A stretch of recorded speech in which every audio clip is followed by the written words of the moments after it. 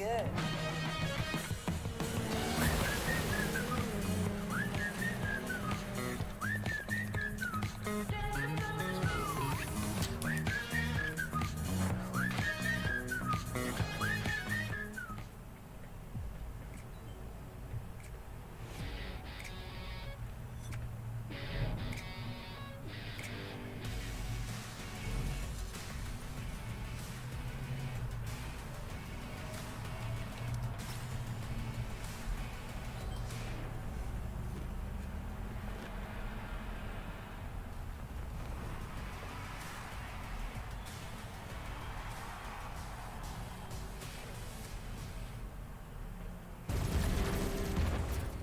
Everybody loves an underdog. Who needs to be liked? Mountain Dew Amp Game Fuel. Victory in a can.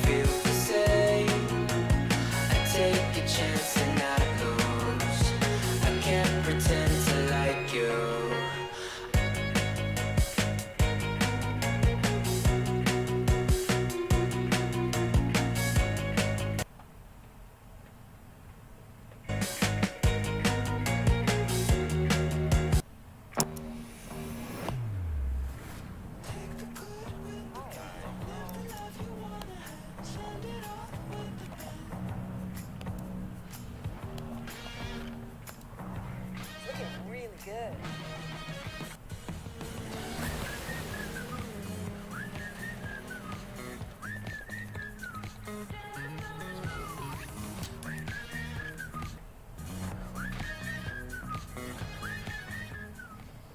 By Intel,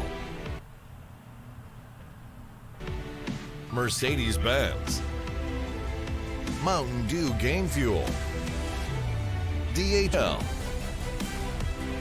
Ministry of Tourism and Sports of Thailand, and Sports Authority of Thailand.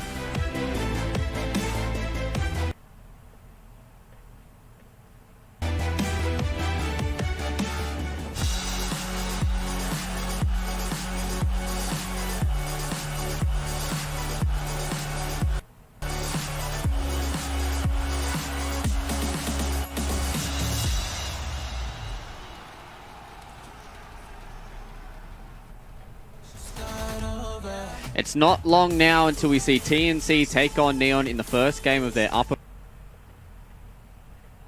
bracket here in the playoffs of ESL 1 Thailand. My boys are back here on the desk, ready to break it all down for you guys in chat and all you guys at home as well. Dan Okuro, lads, getting closer and closer to game number 1 here, but what are we expecting coming into this series?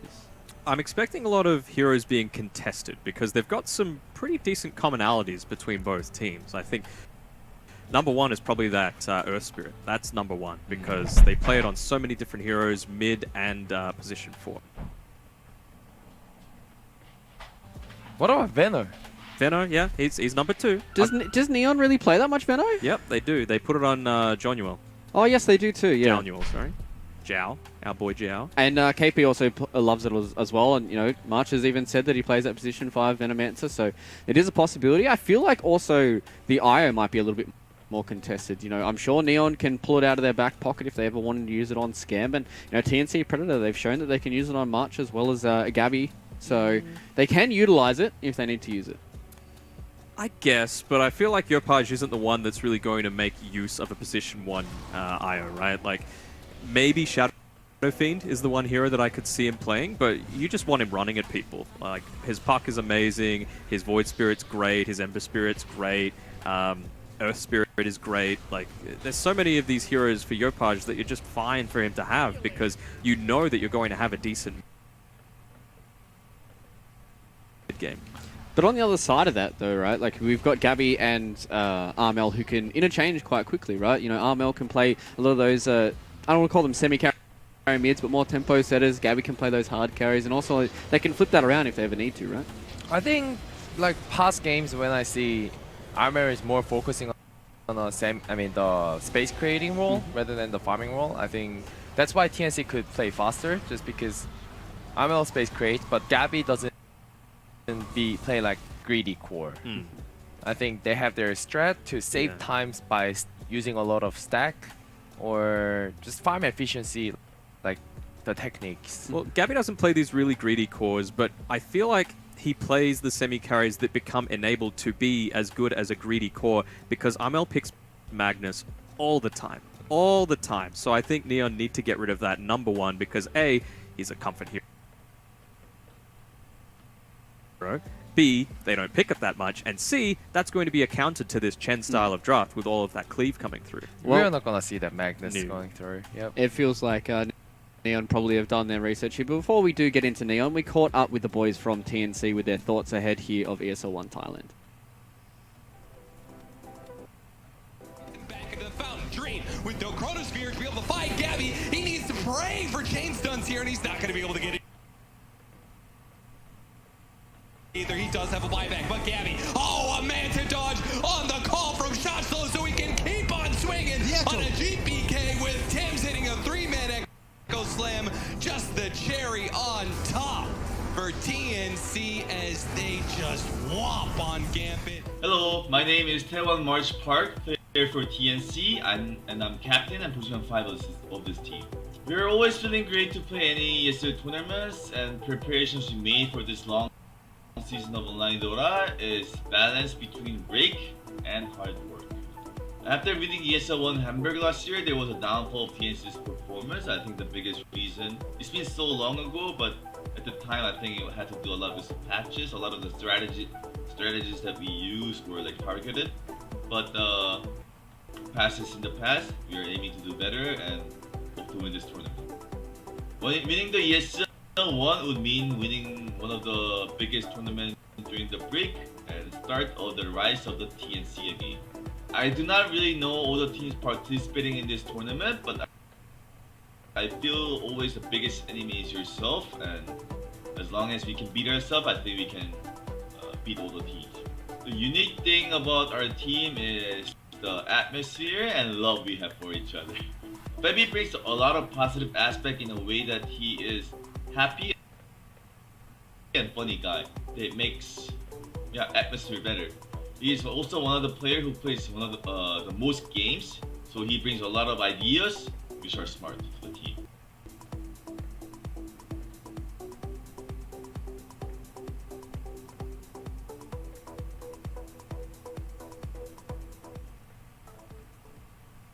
It's always good to hear the ideas of teams coming into these tournaments, and I think the biggest thing coming out from March there was the fact that he said their biggest opponent is themselves. And so far they seem to have worked out how they want to play, and they're really starting to put that in their drafts as well. They're playing lots of different stuff, and they're also playing their own game. I feel like March has really embraced his role as the captain of this team. Yes, you do some shot calling in the early game. Yes, you do the drafting, but it's about the actual environment that you're a part of. And we've seen throughout the interviews that we've had so far throughout ESL 1 Thailand, and even prior to that, that there's this real theme of respect across the team. It doesn't matter who they're facing, they're going to take it seriously. Yeah. I really liked his background, you know, there's a bunch of textbooks and stuff, like making Studying him look up. intelligent. Make him look intelligent. What's your experience? Is that correct? I think he's a very smart guy. And then like I really like how he mentioned about Fabi as well. Because I thought Fabi's not contributing as much as, you know, Mentality. But Fabi's actually really, really smart guy. So he loves this, like figuring out this little stuff that the other teams won't notice. Well, another team that seems to be having fun is Neon, right? Like they seem to have this same culture, right? Like the OG had when they won those 2 TIs, where they're just constantly playing together and they come together as this 5-man group and execute their strategies in a way that a lot of teams really can't deal with the pace that they come in a lot of the times. They've got some weird strats and they know how to play these weird strats really well. They know how to play them, and I don't think, like... Yes, we look at Scam and say, look at these, you know, crazy styles. He's even taken a leaf out of God King's book a little bit with his anti-mage build, which, by the way, he has been spamming the hell out of that anti-mage, so we might be seeing that in this first series, but Yopaj is the real star player for me on Neon. Just the level that he plays these elusive heroes like the Puck means that you're forcing so much attention onto him that it enables this crazy style. That's the thing, like when I look at this, like Neon's mid, like Yopaz, he destroys on enemy mid. Meanwhile, like other team, it all looked like pretty even, but Yopaz is different. Like he just makes like enemy mid laner looks really, really bad, which is he's on another level. That's a mark of a great player, right? Yeah. Like these are all like we're in the upper bracket. These are all tier 1 or like let's say tier 1.5 teams, and if you can make the enemy player look a level below you, that's the mark. And it's not like the enemy mid is playing bad or anything. No. We have to like give a credit to Yopaz instead of people like flaming others. Yeah, flaming others. Well, today he's going up against Armel.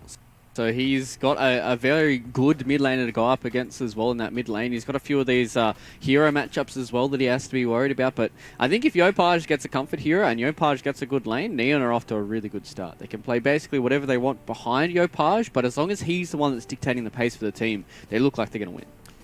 I don't know if you could just say that, right? Like, you can execute your strategy to perfection, but if they've got a strategy and they're also executing it to perfection, it's just a matter of finding the timings within the game, I think, is going to be the key moment. Like, if you don't take full advantage of the strategy that you've drafted around, you're going to lose. I'm very sure both teams probably prepared like what they want, and they will most likely going to get it. And as what Matt just said, it's going to be the battle of this timing. Who plays on their draft more better, and who has more windows like to go in the draft. I think that matters like the most in this matchup. Yeah, I hope for both teams that there's no big draft blunders that come through. I do not want to see the Magnus at all this series. Like, if Neon aren't banning that out in the first phase, I'll have some questions because they haven't really picked it themselves, and we mentioned like it's a comfort hero and it counters their strategies. Other heroes that are a bit unique are like the nature Prophet for TNC. They've picked it up a little bit with some success. Scam played it, but it wasn't that great. And then the Invoker. I think that's something that's not really in Yopaj's wheelhouse as much as it is Armel's. So I'm keen to see how that mid lane matchup goes. So do we feel like any of these other heroes that we talked about a lot, like the Venomancer, the Treant, the Doom, do we think that they're all going to be heavily contested, or do you think that there's just too much comfort that you can give to TNC or give to a team like Neon if you don't ban out those, you know, those two very stock stable heroes from like the Magnus and the Puck and those kind of heroes? I mean, the Puck is something that Armel plays and Tim's plays it a little bit as well, so I'm keen to see how that's going to work out. It's definitely not a KP hero. You can't just throw it into the off lane. Not that he can't play it, but it just, again, it doesn't fit TNC's style. So I think there's 5 heroes that are going to be mainly contested for both teams that want to pick it. Chen, Void, Venomancer, I'm going to look at my notes, Anti-Mage, and Earth Spirit. They're the big 5 for me. I want to just see Chen ban from TNC and Magnus ban from Neon. Yeah. And I think majority of the heroes, they just have to, you know, like come out with the plans. If you're giving Doom or if you're giving Veno, what do we want to do? What do we want to do? But like Magnus and like Chen wise, I feel like there's not much answer to it. With the Chen, it just popped out of nowhere. So TNC doesn't have like time to practice against it, and I don't think they're gonna be gambling it. But it's not like March doesn't play it though, right? Like, he can do it. Like, it's just you Well, don't it's a want to give it to plus Neon. one chance. Yeah. You never know the pace of the game. Obviously, we were watching like all these games, and we probably like can analyze like what item timing that he goes for objective, but it's still very vague. It's all about feel, right? Like a lot of these players come into these games with feel, and I'm sorry, Matt, but looks like we see a Magnus. I like it. But I want to finish up my point about the feel. To me, feels so strong is because you're used to playing against this Chen with him having slower item timings and slower objective timings. But it's a position 1. That's all sped up 2 times, and you don't really have a good way of feeling like that. This is a good position for you guys to fight. This is a good time for you guys to defend a tower. And It looks like Neon is showing confidence against Magnus. Meanwhile, TNC is like, let's just go safer route. We don't want to risk it. Game 1, sure, go safe. Well, I think they actually opened up with ring that Magnus is gonna get picked, and I think Pango is the perfect hero that can do well against Magnus, just as a mid lane as well. And usually when you pick your Magnus, it's most likely post 2. Yeah, especially for TNC. Like that is by far, it is just an RML hero, 100%. We've seen them pick up a variety of heroes alongside it, but a few of them have already been banned out. The Faceless Void, the PA I was about to say was one of the ones that they had a lot of success on, but that's gone. Spec's gone. Slark's gone. I mean, you don't even need it to be a melee core yet. There goes the anti-mage, even though, well, I suppose Skem had been playing it a lot, and maybe TNC looked at something like Dota 2 Pro Tracker or something like that. ooh, Gyro. Oh, I want to see Lifestealer here. Yeah. TNC, Lifestealer. Lifestealer, Morphling, I want to see that too. I think that's perfectly viable. is this where we're thinking? You know, we come into these every single pick with a little bit of salt, right? You have to be like, we can't just expect this to be a Skem gyrocopter. No. This could We be can't. a mid gyrocopter. This could be a 4. This could be a 5 gyrocopter. This for is all we know. Daniel Gyrocopter. I'm telling you right now, Daniel the Swiper. Pause 5 Gyro, let's go. Yep. Tiny. Tiny, surprised it got through this far. It's one of those heroes that fits with many different roles, with all the teams. I was kind of thinking maybe they would go for a Morph Shaker on TNC. Yeah, against a Rubik, you don't always want an Earth Shaker, but be able to morph into as well. Oh, this first pick advantage is so big. Like TNC can, I think that the next 2 pick is what that determines a lot. And then I think by picking this Tiny, they got into like really good position. And like now Neon has to just pick some hero, which is mid or carry or mid most likely. And they've taken away, like, you've got this Magnus, so you know Armel is going to be playing at 99% of the time. And you've taken away the Venomancer already, who would have been a good way to contest that. Yes, it's not really that space creator style that Yopaj likes to play, but still, it gives you a good lane against the Magnus. So I think that's maybe where TNC are going to focus their bans on with these last 2 coming out once the next pick comes through. And it puts a bit of pressure on Neon to reveal their mid laner now before they can actually get rid of some of those heroes. Well, like Neon not showing anything as well. Like that's a good part. Like they are doing. They have a second pick. They're not making draft very obvious. Like this Pango can be actually post 2. This Gyro can be 5. Like we never know. But like in the TNC, it sort of determines what they want to do. The only thing is basically So does that mean that we're feeling like Yopaj needs to have his hero here? Or what's something you guys would like to see from Neon? They're going to go with an Oracle. Okay, so Gyro's not going to be a 5. Damn. I mean, in Oracle mid. We were no. Get out. Get out of here. No. I mean, Neon can do whatever they want at this point, but feels like TNC are getting everything they want. And you don't even need Shaker. Exactly. And Neon on the other side, they have to have a plan behind this, right? They have to have an idea behind this Gyrocopter pick coming into the Magnus. Maybe they're feeling like it's a little bit better up against the Venomancer. But so far, it feels like TNC have come into this draft and like, all right, we're getting all 5 heroes that we want to play, and let's see if we can execute better than what Neon can. That's a real TNC theme, right? They always save KP's hero until last, or at least a lot of the time, right? Because they know, I think he's probably the most versatile on the entire team. March talked about it in the interview, right? He's got the most experience in games played, so he brings a lot of cool ideas, some cool strategies. Tim's has actually been posting a little bit on his YouTube channel as well, some of the team comms going out. and you can hear a lot of it is just yelling at each other, but you can hear that KP is like the one calling the shots of, yeah, next one, get him. Yeah. So I think that's good. I think you like to be able to have that secondary level of Brewmaster. Yeah. Oh, the koala. KP Pride? Aussie Pride. Yeah. Isn't that what you named it, Matt, as well? You named This the is koala as KP? right here. Hopefully it doesn't fall off at some time during this broadcast. But So the Conqueror is the final ban here from TNC Predator. So they're still feeling like you're... they got rid of the Shaker. I'm not sure if that was the play, because, like, sure, KP can play it, or he can play offlane Tiny, but I don't think they were really looking to coming through. Like, you can blink in, clap, split, toss the Oracle in the air, and then the team overruns you. You never wanna give Morphling Earthshaker when you're playing Gyrocopter. That's the main part they did it. I think obviously in the mid game, TNC is gonna be weaker by picking it, but you don't wanna really gamble it. Like if it goes mid late game, they're gonna be in very bad spot. I really like the Neon's drop until now. They just need to secure one last good team fight heroes, and I think they can actually dominate this first 20 minutes. They have a really short cooldown spells too. Void Spirit, huh? Like, we saw KP pop off on that. We were playing on a Chinese server, it would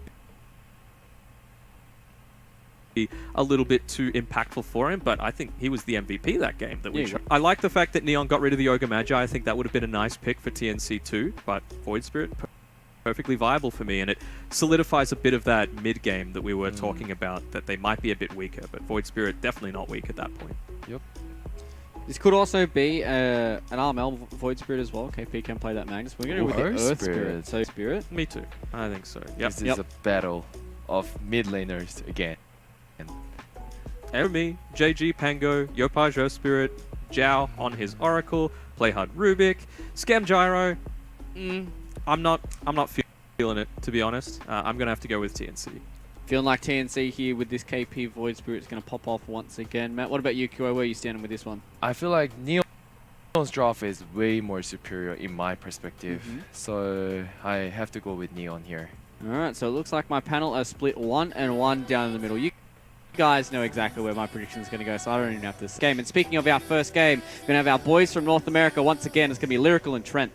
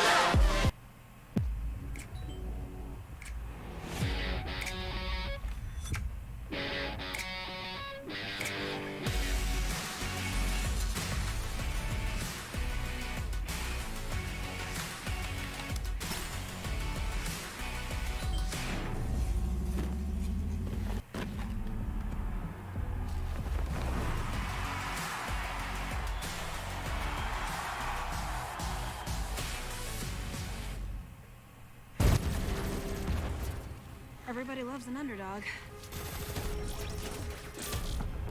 Who needs to be liked? Mountain Dew Amp Game Fuel. Victory in a can.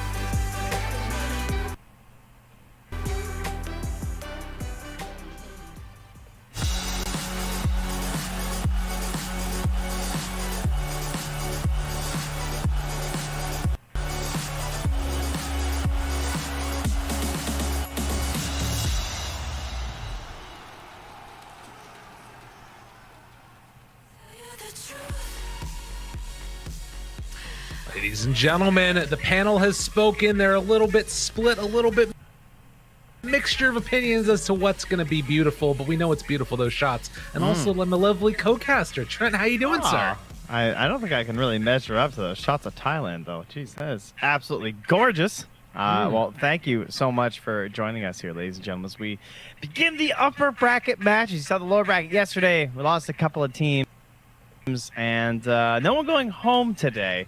But you'd like to stay in that upper bracket as long as you can. Absolutely. And a great match to start us all off today. Panel talked about it to death. We got Neon, two electrifying teams, you could say. I think that these guys had a lot of pent-up energy and, maybe some Earth Spirit rolling around. A little bit of Venomancer just gooing people up.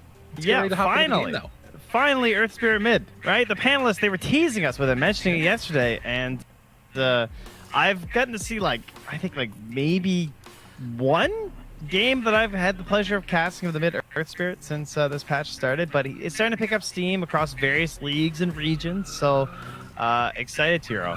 He gets very tanky very fast. He is a ridiculously high stat gain, particularly on strength, 4.4, as Tim's going to be found right at the start here. The missile's coming through, and Mr. JG trying to block the way. Tim will fall. First blood going Yobash. See you later, nerd. All right, well. Solid start for the mid-Earth Spirit as we were hoping for. Yeah. That's what you want to see. I think that it's really interesting because you give him the mid lane, he gains basically 20 or how much is it? It's 100 HP per level, just about, with his crazy high strength gain, and then of course you also can gotta hit those rolls, right? And then we're all good. Oh yeah. But yes, the draft. So QO was favoring Neon pretty handily. He just liked it. Thought it was a solid play, whereas I think Denog was kind of going the opposite direction. And you can see merits to both. I think number one, TNC have the morph into the gyro, which tends to be a pretty scary matchup for the gyro because you're basically just better gyrocopter as the morphling. But I don't know, at least for me personally, the mid Magnus, even just Magnus in general, feels very passive. So I do think that this decision to get the Void Spirit was pretty huge at the end there, because there's a lot of pressure now on this Void Spirit and Tiny, Tims, and KB to make plays across the map to kind of create a little bit of farming time for both our... Yeah, definitely. Make that little bit of space happen, and they're going to be able to get on the right track. I will say, as we see just a little bit of a battle back and forth here in the mid lane, it felt like Donog was more responding to Skem, particularly playing Gyrocopter. I think he didn't really love the way the hero looked, and I'm wanting to see what he decides to go for as far as earlier today on Quinn. I think we saw what was it? He went a Blink Dagger third item or something crazy. Yeah, I think even before BKB, but they were also snowballing pretty damn hard that game. That's fair. So maybe not going to be picking that up in this game, but we'll have to wait and see. But the main key though is that we like the idea of the aggression from the hero though, because that seemed to have been very successful compared to the more laid back nature of the more common carry right now, and that does kind of include morphling. Although we've also on the Zoomers that get active very early on, so maybe if Gabby can combine a little bit of that could be a little bit helpful for them. I have a feeling Gabby's going to want to get involved every now and then and just sort of farm up as well, but I always see him as a little bit more of a get in there, get the job done, fight around a little bit type of guy. And well, speaking of which, they're going on to March up in the top side, and Fairy Fire not going to be enough to keep you alive there, buddy. Play hard, gets the kill. And in the mid lane, looks like Yopash also went in there pretty deep, as down bottom, Tims gets chased all the way back to the tier 3 when he's pulling these creeps. Tims might be in some trouble. Another round of Fortune's End, I think, to really make that work. And Tims, in the meantime, back out though. He's really baiting these spells. Yeah, definitely. Jeez. And that should mean that, well, they're going to try and keep some pressure on there in the bottom lane, as they won't have Tims for a little. Dire's bottom tower is under attack. So mid, not really that much to write home about. As you see down bottom, the TP coming back in from Tim's going to look for just a little avalanche as he came back in. Didn't have level 2 for the toss back. Just now getting it. All right, well, 3 minutes in, lanes pretty even across the board. The best thing right now is how much farm this Tango's getting. 10-1. has the Rubik by his side, and the only threat is really this like support Veno. So I feel like for now, JG pretty pleased. Can't really die in this lane, right? Versus the Veno on the Morphling.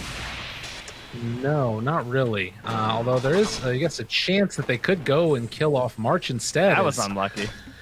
Not quite able to get him. And meanwhile, back towards mid, Yopaj went in kind of hard there. And Tim's now going to toss the magnets in on him. Getting a couple more right clicks. The avalanche out and a few more. And no salvation. Yopaj will fall. Fire on that one, I think. Yeah. Maybe he was hoping he could get like a rollout after the kick away, but did not happen. So good rotation from Tim's, again, coming at the cost of KP, although KP's having an okay time. He seems to be fine down here. Already at 3.5, getting some CS. Just needs those levels so he can make the rotations later. Well on his way. Yeah, and that's going to free up the Oracle, though. Wants to head to the mid lane for the 4-minute rune. There's a full bottle currently on the Earth Spirit. As it looks like Play Hard likely to go down. Can't quite get into range there to kill off the Courier, and so they will be able to secure that finish onto Rubik. Patch picks up an illusion rune, just kicks Armel one time, gets the last at the same time. Yeah, dude hits hard. Toss back, GG again. He's also going to go down. He just TP'd back. Well done by Tims. That's what they needed, though. They needed that little bit of a change in the lane, because with those two heroes, the Pangos can just play super free. But Tiny obviously changed that equation quite a bit. Basically, you know, somebody else took his Earth Spirit. He's like, all right, I got to get something else done. I got to get a high mobility hero. And he so far has been the catalyst for all these good moves around the map. So the 5-minute mark is coming up, and it looks like Neon are in pretty good position to sneak away a lot of these runes. Possibly 3. We'll see how that one goes, as Janelle takes 1, but they won't get the other one, so it's going to be 2 apiece. Yeah, Tim's didn't try and contest the Rubik, which is fine because the telekinesis. Then he ran back towards mid, so we'll notice that his own ward has been stolen, and they're going to see the Oracle now going back down bottom on that Observer ward too. As JG just dances away up top there. No real trouble at all. Very sort of meandering game. You can follow 1 or 2 of those heroes around as they make their rotations, and that's where the action's going to happen. Holding pat for the moment. And Dal makes the move. They do a little fade bowl back the other way from Play Hard, harassing away. There is Tim's mid, so they could go for a toss into RP play, but it's not an easy kill on Yopaj. I mean, if I'm TNC, I feel like I'm just pretty happy right now. KP's just getting a lane. Armel's doing fine. Just fairly easy rotations. There we go, the RP skewer. But this is a hard target with the roll, and they missed that Gale too. Well, and they're going to throw out Fortune's End afterwards. Avalanche, this dude is very, very tanky. And it looks like he is going to be able to walk away. Picks up the Arcane Rune on the Oracle. Everybody comes mid, and nobody dies. Yeah, we got double Bracer Magnus, we got double Bracer Earth Spirit. Nice and beefy. Oh yeah. I feel like Earth Spirit, really good Spirit Vessel game, obviously against the Morphlane. We'll see if that is what he decides to go for. Maybe he leaves that over for one of his other allies as a pickup, possibly. Even just being able to do that was so good to mess with the Morphling, to change his item build, right?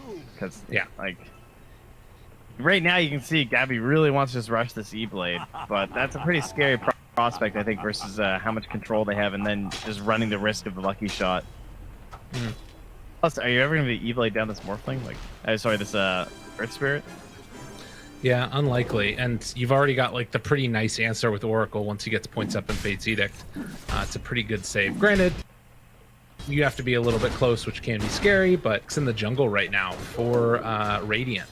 It's mainly just that one big one that's over there, and also Dire have a couple around as well. Mag's going to clear through this big one, it looks like. Yeah, he is quite farmed as well. I mean, Morph's still leading the chart and the gyro, but Mag, I don't know, it just looks good. Having treads, double bracer, and starting to build towards that Echo Saber. for the 8-minute mark. Definitely. Now tries to kill off these wards. Yopaj makes the move over. Tim's is here as well. Tosses him back. Armel doesn't have RP. They're just going to magnetize, actually. Get the root and kill onto Tim's. That was the easiest kill ever. Tim's, I don't know. I think he should know about that one. Right? He's played that hero. I guess it does eventually lead to the death of the Oracle. But not exactly what Tim was hoping for. Maybe he thought this would be like a better speed angle or something, but JG dropping low at the top, and the Stal, the Scam is down bottom, rocket barraging away some neutrals. Does look like Yopaj is going to make the move out afterwards, picks up the urn, has already charges on it, could make something happen onto Gabby up top here, but they should realize that something is up since Playhard has taken over this mid lane at this point. They're going to walk on back to mid afterwards after he realizes this can't really do much elsewhere. Ooh, Faded Brooch. You love to see it. Yeah, it kind of looked like Tim's was prepping for the rotation down bottom. He was just kind of doing some loop-de-loops in the jungle in between where he thought Spirit may be and KP, trying to ensure that he won't be a target here. Top tower is under attack. But our typical rotation around this time, 6, level 7, something like that. We get the carries swapping the lanes and taking the enemy safe lane tower. It is 2016 all over again. It's happening. Radiant Tim's keeps the creep aggro on him. It looks like they're wrapping around. I think they want to fight this. They don't see JG. I think. Well, they definitely do. And now he's almost dead.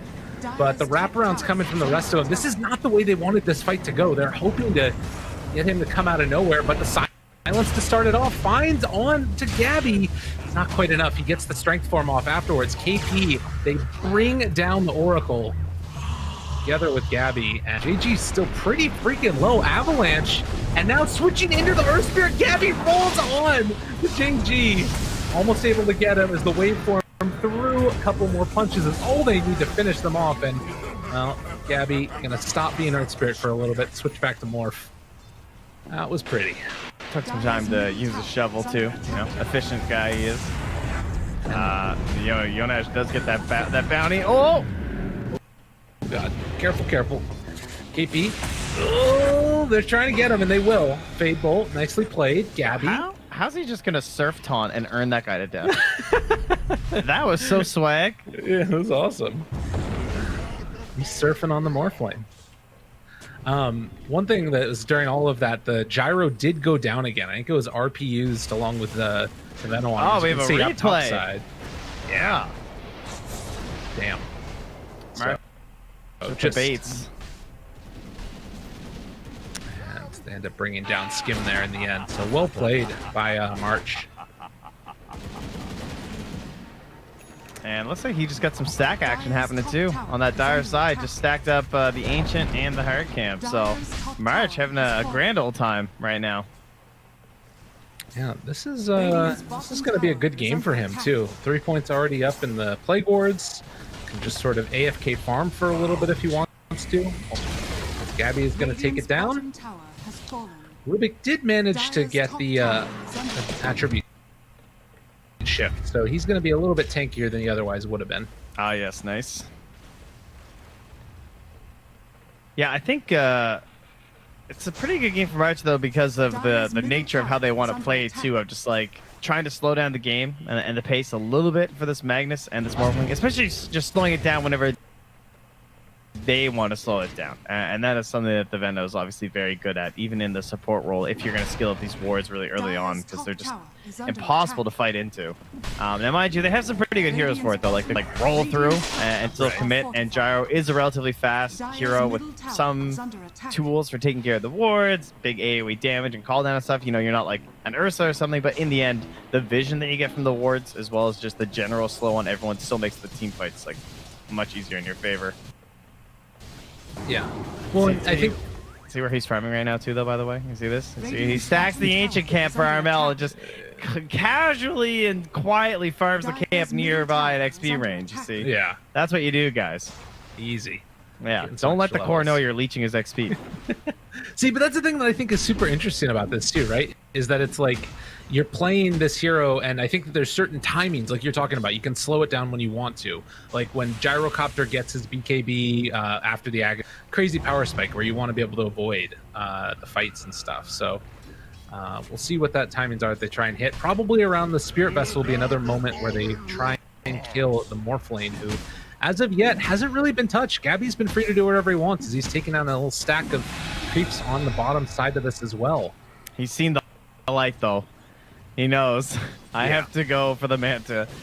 Supporter Spirit, sure. You can get away with the E-Blade first. You can target the Oracle the whole time and then go back for your Manta. But core Earth Spirit, like, that Spirit Vessel is going to be done way too fast. So, correct decision here, I believe, from Gabby. Yeah. Play himself out of danger and not into danger as a smoke up by 3. The wraparound here, we'll see how it ends up working. They have the Spirit Vessel coming out on the courier, but it's not there yet for the Earth Spirit. And Mag, Armel, roll in. Got him caught. Kick back. It's going to be enough possibly to bring down Armel. KP, though, interrupting onto that Oracle, trying to keep him alive. They managed to find that kill. So the Oracle trying to back out of there. Yopaj in some trouble as well. Has a kick and then a roll if he wants to. Or they just run in. Skim shows up afterwards with the ulti. It's doing a ton of damage on the Skim. Trying to get him. They have Avalanche. 3 dead already. An unreal amount of damage coming out from Neon. Yeah, this team is... This is what Gyro loves to do, is get involved in any of these team fights, especially after a couple of the spells have been hit already. As though they still want a little bit more. Root came through. That was perfectly played. Oracle queuing it up on Yopaj, and then the roll secured the kill. God, that's a nice combo. Dire's middle tower is under Wow, attack. TNC. I mean, they had the gold lead before all that just went down, but that magnetized. That did a lot. Most of the damage in that team fight was actually from Yopaj. Yeah, I think that decision, I thought he was just going to try and get out, but, you know, after the Gyrocopter was able to get into position and play sort of clean up there at the end, I guess it just goes to show, like, at level 11, he has 2100 HP and 10 armor. Like, this hero is really hard to deal with. Yeah. Yeah, it actually feels just, like, overwhelming. They're going to try a mission of their own. They don't have the blink yet on Tim's, and they don't even have the Yules on KP. This is a very aggressive smoke for, like, with no power spike. Dude, and unfortunately, it's been scanned. Yeah. Yopaj is like, come at me. Let's go. You want to battle? I am Yopaj, and I got a magnetize for you. Dude, he did. Look at that guy. All right, this is broken. How did he do that? He's so strong. I can't believe that worked. Oh my god, that was beautiful. Dude, he just... All right, this is the replay. Look at this like guy. the next level of smoke detection. Oh, hi, everybody. Oh, my goodness. There's an enemy team here, guys. And it's just everything on Yopaj, and they don't kill him. Man, that is just straight up comical. God, that was before Treads. 6 Spirit Vessel charges. Yeah, man. Oh, Gabby, you better hurry up on that Manta, bro. Get out of here. You got some problems. It's not safe. Dire's middle tower. God, is this under double attack. bracer build. Is he? Can they kill him? I think he might be dead. Huh?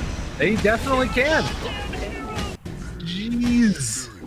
He does 187 damage a right click on top of it.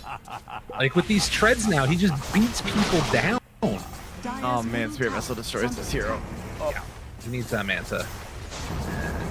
500 and a little bit more than that gold away. They at least have the Aghanims finally now for... Well, no, that's for the Gyrocopter. Never mind.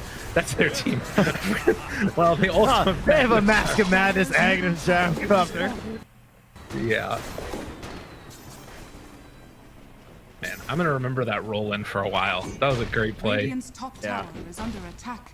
By great play, right there. I mean, it was disgusting. It's like something one of your allies would say in a pub and be like, but why? Isn't there a smarter way to do this? No, I got this, bros. Hold on. That was some serious Leroy Jenkins stuff happened. 3,000 gold lead now. Are scanning. And, you know, you look at the win probability, it's favoring the Radiant, but I think it's speaking to this potential issue later on down the line. Gabby can get big, and Gabby can cause problems. As Tims is being chased, but will not be found. Looks like he is going to be able to escape for the moment, unless Oracle. Nah, they won't find him. He's TPing out. Yeah, he's in need of the blink, for sure.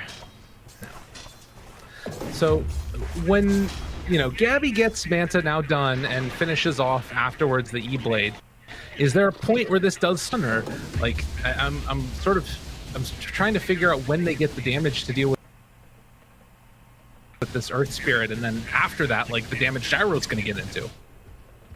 I mean, I want to say, like, Armel's blink, but it's so far away because he needs the BKB. Ooh, almost got him. Not even close. Okay, Pete. Get out of there. Oh, yeah. In the mid lane, the call down comes out afterwards, and they will blow him up, but ends up dying for it. And now the rollback. Yeah. He has 18 Spirit Vessel charges. It doesn't matter. They can't chase him. Okay, what? Oh my god, okay, wait a second. That's not possible. It's been 14 kills. I've definitely seen games like that, though. People just kind of forget. Like, they're stomping so hard. Yeah. So now just down to 2,000 gold. And that's, I guess, what we were just talking about. Gyro can get killed still. Yeah, that was a little bit crazy by Scam. I'm not sure about that positioning. He was, like, completely alone. And he was killing Venom wards, which is always just going to put you in a bit of a vulnerable position, too. No. But he'll have his BKB on the earlier end. Jeez, okay, that happened fast. I guess he's only like a couple hundred gold away, but now it's time for a smoke here from TNC. Oh, look, he gets a smoke with this blink. How perfect. Gotta hurry, though. It's 20 minutes coming up soon. Oh, man.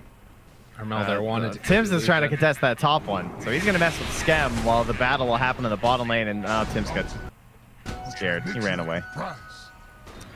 It's really interesting. We're seeing these like Earth Spirit illusions even just get sent out up to high ground, and they're having trouble dealing with them too. Call down, cool down is the call, which is a fun sentence to say. Thank you for that. Rolling in the bottom lane. Is that fun? That didn't look very fun. For KP. It was fun for Yopesh. That's a good steal too for Playhard. And he has a blink too. Anything you can do, I can do better. He also has got an Aether Lens on top of that. Very, very farmed. Tim's gonna TP out of there, realizing he could potentially be in a lot of trouble, and he was right about that. Right now, I'm impressed with TNC just sort of dodging the fights consistently, and then, you know, being able to find that pickoff on the Gyro was really nice. Yeah, that breathed a little bit more life back into their game. I would have been more concerned the current status if it wasn't for that. On the other hand, though, that is probably going to sober up Skev a little, and we'll probably just see him farm super fast towards his BKB. Yeah. Dire's bottom tower is under attack. Roche could be another thought in the next team fight win, potentially. As 4 heroes grouped together, Armel does not have BKB or Blink yet, but Tims, as you mentioned, does. Oh, there's the Oracle. That's a good target to get if they can get him right at the start. Astral Step goes in, immediate save for themselves. Over to the side, they get the lift up to get away from Armel and reveal they wanted. The team went right. They were hoping to find someone else or something. Well, March is initiating by walking in. Toss back onto Oracle. That's a good person to kill and no buyback. Okay, rolling around a little bit, finding the kill onto Tim. Scam in trouble. Gabby out. Switching back into Gyrocopter. He's got the Rocket Barrage out and 3 for 3. Scam's TPing in from the outpost. Okay. Silence. JG's here as well. BKB gonna be popped. Skewer away. Yopesh bit off more Pikachu. And now JG's gonna happen. What have you done? Well, all right. What? So Yopesh was up at the old shrine, and he TP'd to that tower to try and get in on that. Yeah. I think he thought that he could go for the turnaround play onto Gabby, but he might have thought the RP was already spent too. That might have been what happened. Well, Well, whatever the case was, it did not work for Neon, who take this early lead and start to fall apart a little bit now. The plus side, at least, is they did get the stolen RP on Rubik with the Blink Dagger. So this is going to be stunned for a very long time with the Arcane Supremacy working. But they need to find a way to make use of it. He managed to surpass Scam in this game. I mean, Scam now up to 3 deaths all of a sudden. Now, remember that like one time they picked off Gabby with the Earth Spirit, and it's like, oh no, end of the road here for Gabby. And now he has Manta BKB, so that's the end of deaths for him, at least by solo heroes. Like, you need a full-on team fight to kill this guy now, because they don't have anything through the BKB. No. And they're not going to for a very long time if they ever even get one. Well, Playhard, he has RP now, and does land it only on the one. And it looks like they're going to be able to find the finish on the Tims, but no more RP after that. Gyrocopter gets his BKB, and they are going into Roche. Backward spots it, though. And Armel, skewer out. Okay, and then into the taunt. Oh, that was pretty, but can they get him alive? False promise, saving his life for the moment. BKB out from Scam. Gabby just throwing out the right cannon with the flat cannon. He's taking a lot of damage, though, actually. Gabby still BKB'd, but it's going to wear off, and he goes down. Oh my god, the timing of that from Yopaj was brilliant. I think that wasn't quite as scary looking as we thought it was going to be. No, not at all. And what is this? They're smoking out. They're after the mag. Okay. They found Armel. Yopaj does a little midwards, and now Skewer flying around. Playhard looking like Superman. And they managed to get Roche. Okay, and back we go again. Yeah, I thought he stole the Svenax for a second there. That was quite the little leap. Kind of awesome. As we're going to take a quick little look-see at this again. So, yeah, the Skewer into the Aether Taunt, and then they can't quite get the finish. Oracle save comes through, and there just was not enough damage here. Yes. I think going Manta BKB limits your damage on the Morph lane. Kind of what I learned here at this point. So. Yeah, it was probably a better fight timing for as he's now going to start building in towards that E-Blade and probably try and hunt Sir Oracle here. Tim's going to TP out the roll right where he was, but the missile already signaled that he is away. So 6,000 gold lead still. Big win after that fight in the Aegis. Could have gone. Team doesn't want to come. I mean, it's understandable. He is so farmed right now. He's ahead of KP. He's got Blink, Force, Aether Lens. Like, what? Yeah, KP got into the unfortunate position that the Void Spirits can find themselves where, like, the rest of his team didn't necessarily want to fight that much, and he is a fighting hero. And then you also don't get the levels as fast. Even though he had, like, a bit of a solo lane, it wasn't as good as being in the mid. And Tim just gets skewered back in again and crushed. Playhard is owning. This guy's a baller. They kick back again onto Armel, who's going to BKB and TP out of there. No longer wants to be around here. Yeah. It definitely has that feel for KP where, you know, this just has not worked out the way that he wants it to. They won't be able to run down March, it looks like, but they roll back away, take control of this area of the map. I think the flag ward saved him. Look at the Blink Skewer. Yeah. Dire's middle tower is under attack. So, at the very least, TNC are doing a good job of farm on their other cores. Gabby definitely needs some me time. Dire's bottom tower is under attack. Radiant's top tower is under attack. Dire's structures are fortified. Big old heals coming out from Scam, who can walk forward again, roll in, tries to find one. They are going to get the Venom ulti by the Rubik, and they will not be able to kill anybody else. Arcane Supremacy Venom ulti. Oh god. That's really scary. They find Gabby again. Silence. Oh, Manta. BKB. Waveform run in. TP out and going to manage to escape. Radiant's top tower is under attack. Get rid of the rest of that pesky agi he has if he wants. Attack. Very, very cool. Great start again for Neon. It feels like they've been setting the tempo with the Earth Spirit and then making consistent kills around the map. And this whole time it's getting towards Skem having his Scotty done. Yeah, nice and tanky and continuing to reduce Morphling. If he tries to like go strength morphing and everything outside of his BKB. Gonna run to some any big heal auras or anything though because they don't have any. No. The only aura they're working with right now on the side of TNC, I think, is the pipe and the Ring of Aquila, I guess. Which, you know, it's really feeling to me like that. Just when you get that 5-man together from Neon, it's so much more potent.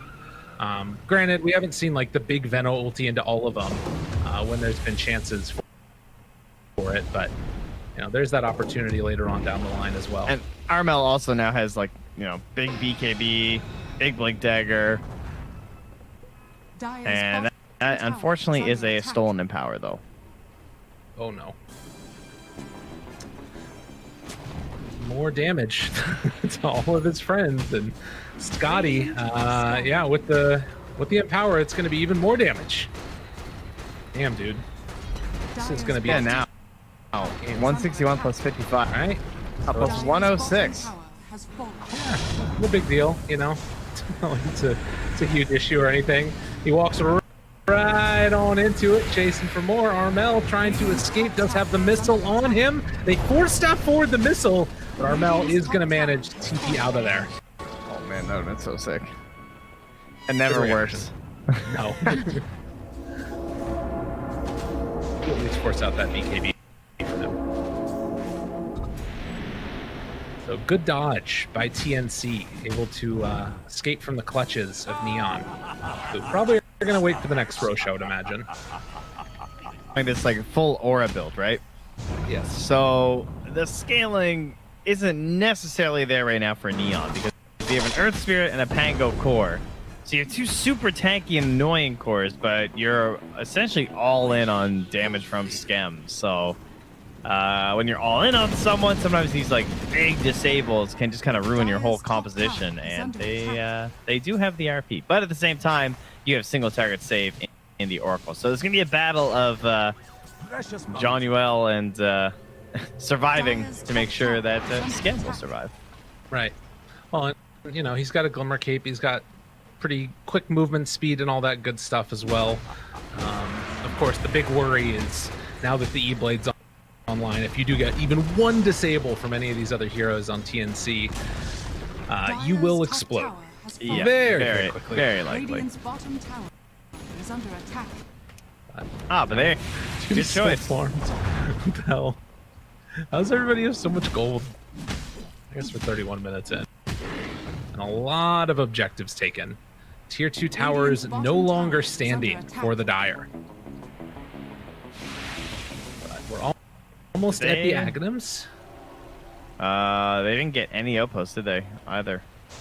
I think it was captured in time. Nicely done by Neon. Take that away. Man, Neon playing so well. Yeah. It's an impressive team. They came in through the open qualifiers just a couple of months ago, won esports, and they're looking really good now. I think this is a team that everybody kind of needs to be on the lookout for.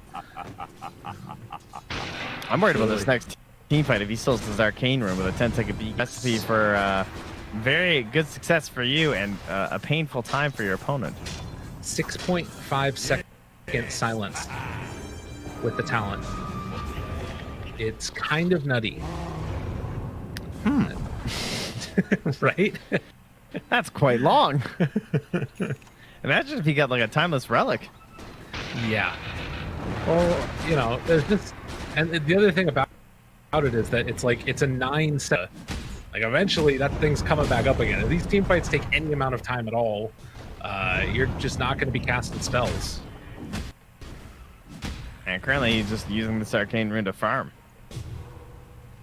I mean, that's a good use of things, right? Try and get a Shivas. I love him just holding on to the illusion rune also, though. Nice little dispel if things get a little bit dicey. Yeah, I was gonna say, I saw the minimap. This looks like a smoke, huh? Yeah. And play hard. Does look to evacuate the area. Currently sitting with no agi, so 0. Very good. This is the play, though. I think you always go all strength. Radiant are scanning. It's way too good. Up top, Yopaj going to TP away, and Radiant scan, seeing if they're in the pit, sees that they're not. And a smoke up to high ground. Danger, danger! There's the lift up and catching one man right off the bat. He's gonna die. Rolling in for round 2. Who can they find? Skewer away. Everybody's trying to run away. Oh, and it looks like they will all get out. March, yeah, he gets out as well.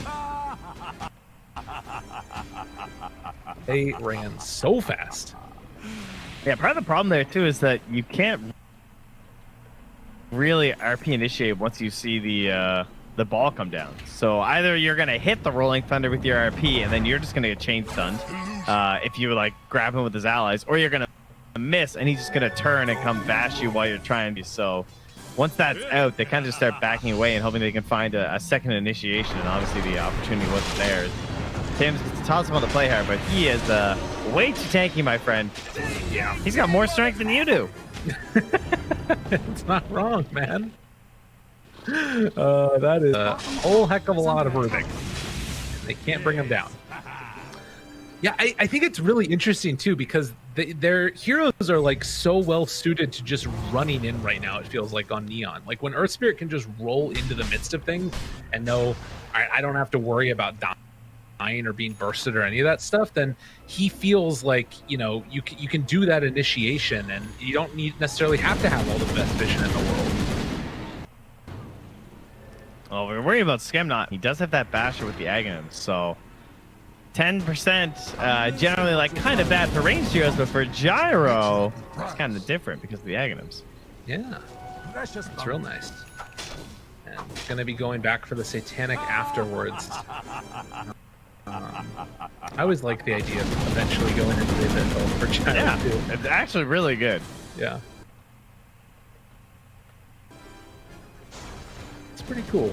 Ever since they added the mobility. I mean, Gyro was one of the weird heroes that used to get it back in the day before it even had the blink. Just because it was like, sometimes you just kind of need it on Gyro because you know everyone's building BKB versus you. Right. Makes sense. Well, TNC into the pit. Neon can't afford to give this one away for free, but it's too fast. They're going to. Jeez, just like that, and JG forced to run away. So a big win there. TNC able to sneak away Roche.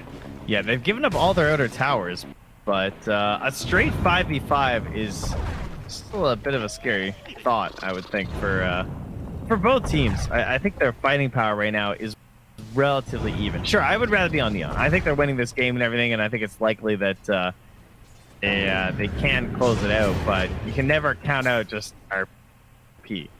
Right. That being said, there is somebody that can take that RP away. Yeah, don't let that happen. He's actually almost got an Aghanim Scepter too. He is super duper farmed on Play Hard. It's a very good Axe game. Yes, there's so much good stuff. Oh my, oh man. Dude, stealing Resonant Pulse? Let's go. Oh yeah. Cooldown drops down to 6. I don't know like how good that would be. I guess probably pretty good. Pango and the Earth Spirit? Like, yeah. I feel like you'd actually be like sheep herders. Just pushing everybody around. Okay, I could dig it. Good pickup though is they get a Princess Knife. Not sure who they're gonna put that on. Baiting Skem here. He's got Satanic ready to go. They're Radiant. They got all the vision in the world. Do it, Yopaj. You know you want to. Yeah, it worked last time. It was about 20 minutes ago, but it might work again. I mean, you got a lot more HP. It's true. It's a smoke up here from TNC, waiting for anybody to show on the map that they think they can burst. But they will not find anybody at the moment.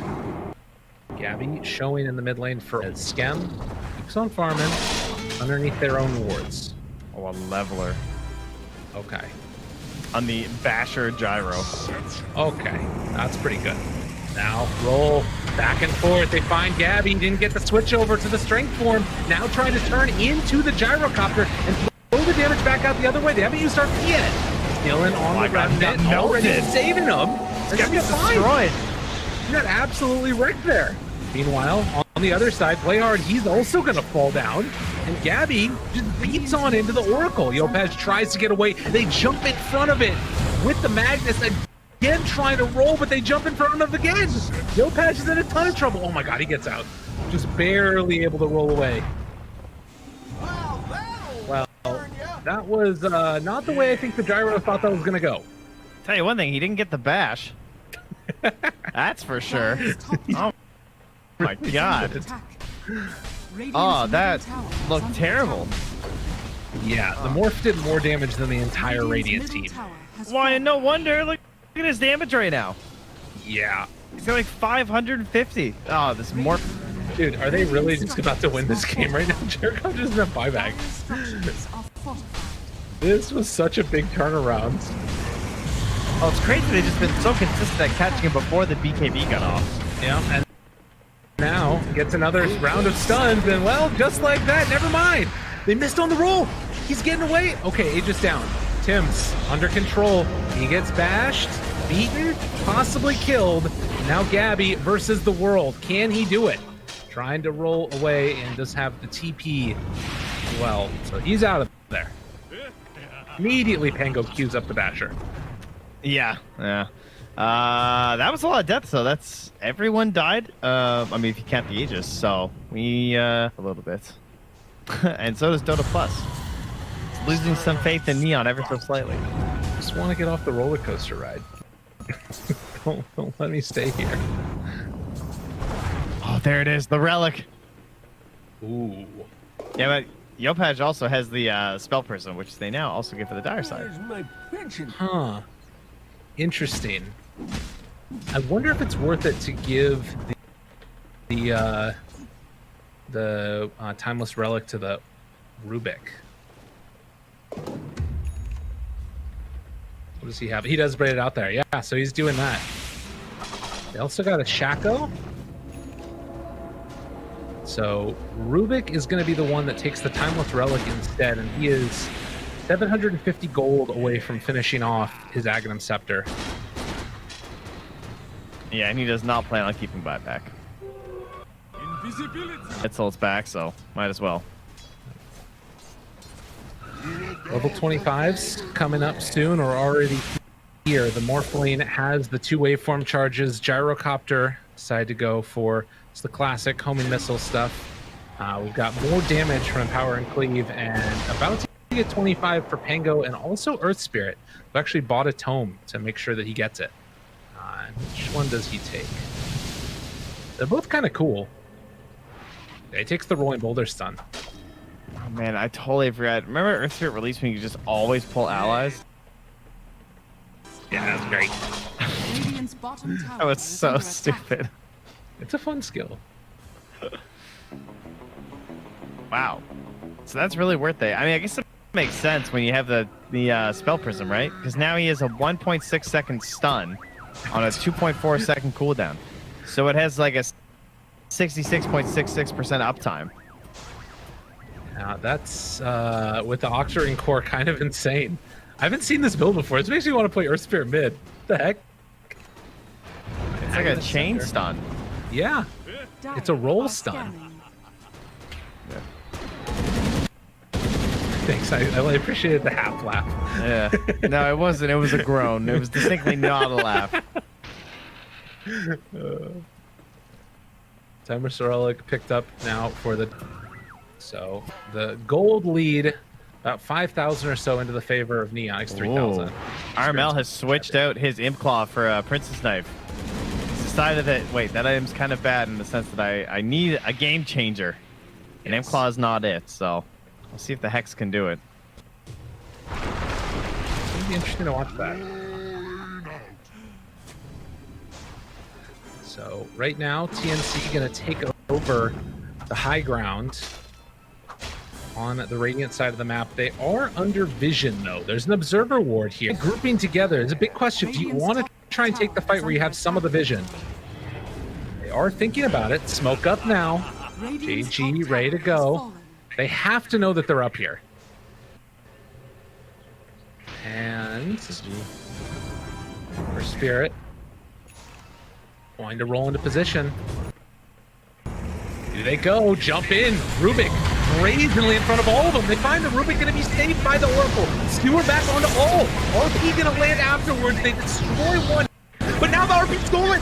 Dual Scepter lift up. Rubik has it afterwards. Oh, he's taunted. Dude, AP saving the day right there. Unbelievable. Yopaj, though, in the midst of all of them, trying to bring down that magnet. And look at the damage coming from the Morphling. It's almost enough to be able to live. Just barely. And now the turn. JG. What more can they do? Doesn't feel like it's all that much. They need a type of disarm or anything at all. They're still living through all of this. Cabby turns the fight, has the E-Blade afterwards. Trip on the Pango to try and get into this fight. But I don't know if it's going to be enough. In the end, they roll in on top of him, kick him away. Yopaj will go down. There's an ultra kill for Gabby. And right now, Armel appreciating greatness. This carry player is doing the work. Oh man, the one-man army. That was ridiculous. How much damage did he do? Oh, it doesn't even show the full extent. 12,000 is what I got. Oh yeah, mine's way different than yours. Holy. Yeah. That's ridiculous. That's pretty good. Man, that morph into the gyrocopter is just so insane. And then he transforms into the Earth Spirit too, and there's our little replay there too, where it was a bold initiation, as he said, but with the full change of the strength morph, like, it kind of worked. I thought it was going to go better for them, especially when the RP came out. But there it is. The Yule's up while he had the stolen RP, but the promise ticked out, and he ended up dying first before he could cast it, saving it. Or I think they would have won that fight. Yeah, it would have been a huge turnaround. Absolutely. And you can see there in the end, just getting messy. But the one that stood out through it all was Gabby, able to deal all the damage in the world. Got 2 morphs off in that one, I think. Yeah. So 4,000 gold lead now as they take the tier 3 tower and the ranged racks mid. And Roche back up again. The refresher shard. Can they get there in time? Can they do anything even if they can't get there in time? I think the answer to both of those is no. Yeah, it's definitely not going to be in time, that's for sure, with the power of the Magnus. And Gabby, of course, just even bonus from that, and he's going to be level 30 pretty soon, which it's a nice level 30 because you get the 12% CDR and the multi-strike hits. The multi-shot, multi-strike. Yeah, that thing. The multi-multi, the double-double. Yeah, the multiplication. It's +3, so it's actually 4, so it's the quad. No, it's actually not. It's a lie. It's only +2. I know. Oh, what? I know. Trust me, I was very disappointed when I tested that. My world is broken. It's just a straight up lie. Unbelievable. Well, nonetheless, it's a lot of adaptive strikes. And right now, with a 6,000 gold lead and a butterfly done on Morph, he is well and truly the strongest hero in this game. Just casually sitting with the Empower backdooring tier 2 towers. Because he can do that. Gabby. And now they have the Abyssal too. And the Refresher. So Armel's looking for the big game ender. He wants some flashiness here to finish things off. Gabby. Okay, and right click. RP gonna be used. Skim trying to do what he can. Magnetize onto several. Skim. RP there one time again. They steal the. Oh no, we got the power off. Damn, he got the power off and didn't have enough for that second RP. Does now. Still nobody did. Yeah, for Neon. Yeah. Considering they all survived. Now, the Danger Town is that they're still got Gyro and he's got Flak. Walks forward, beaten away at the tower. Attribute shifts to the side. We'll get the stun now. And of course, he also has Empower now. Radiant's middle barracks are under attack. Good play by the Mag to get that in the steal RP. It was an immediate cast afterwards. Yeah, he's gonna be super careful. Avalanche, not even used, just the tossback. On to the Remnant, and the RP comes out from Armel. Controlled and gonna be killed as they all start to fall. Yopaj trying to get away. They do bring down the Tiny. Armel will be forced to jump away. And actually, they've gone a bit too far. Only for a second, and now KP, he gets demolished. But Gabby, he's so strong. This guy is really hard to deal with, but maybe he's gone a bit too far himself yet again. Save and the jump. They bring down the Oracle, and Yopaj has to just jump away. So they do lose the Tiny and the KP Void Spirit. Can they find anybody else on the retreat? Does not look like it. Gabby, you're gonna give me a heart attack here. And back up the full again. How was that math? He's just Nakapooing him. Waveform. Jumps onto Scam again. There is a whole host of damage. Yopaj trying to stop it. Abyssal Blade, what more can they offer? He jumps out of there, skewer back the other direction, and with everybody dead with the exception of the Earth Spirit, well, also the Rubik now. Yeah, there's just no way. It's far, far too much damage as Gabby beating down buildings, taking down the Ancient, and no amount of lifts or Fade Bolts are going to stop this pressure and this eventual victory. As GG is called TNC. What, maybe too patient? Is that what our end result was? Like, did they ever pressure the high ground, get to those tier 3s in this game? No, I don't think I don't that think really they got a did. chance to. They kind of got the tier 2s and started to lean back, and they took that 30-minute outpost, so they got the XP. And then slowly, though, that was like the last great point for them, right? It was right after that things started plummeting. And Gabby got that first big fight of morphing into the Gyro, and man, that was brutal. Yeah, tough stuff indeed for Neon because it looked so good at the beginning. And then all impressive showing, I think, from Gabby. Anybody else that really stood out on the TNC? I guess it just felt like a whole group effort of dodging the dangerous situations. Yeah, and where the Gyro couldn't do it all on his own, right? And you saw what was consistently happening was that Yopaj was alive, but they kind of ignored him. Like, you're going to keep stunning and being this nuisance, but we're just trying to get as much value out of our BKBs while we can. And then hopefully we've killed enough people that then we can try and deal with you. Well, there is still always going to be a soft spot in my heart for Yopaj Jenkins, as you dubbed it. A very impressive moment there at the beginning. But for now, let's head back to the panel, see what they thought about that game and what to expect in game number 2.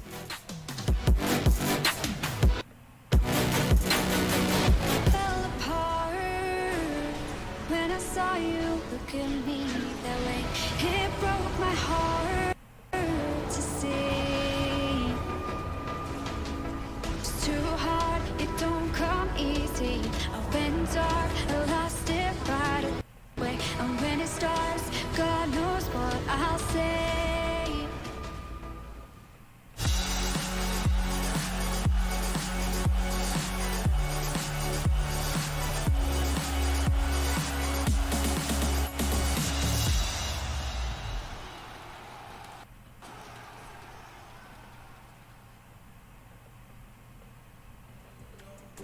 I'll still be running till my back broke. Halfway lost hope and I'll check it. Hard roads, I didn't think I'd come back fast. 'Cause I was right.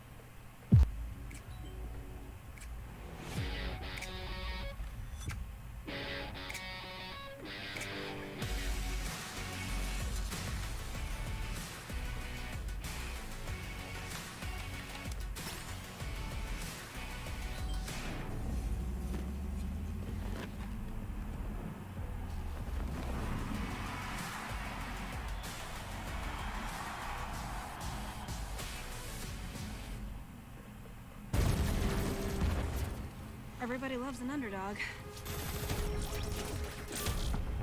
Who needs to be liked? Mountain Dew Amp Game Fuel. Victory in a can. You want to go back out into the cold more than ever. The past is written, but we are left to write the future.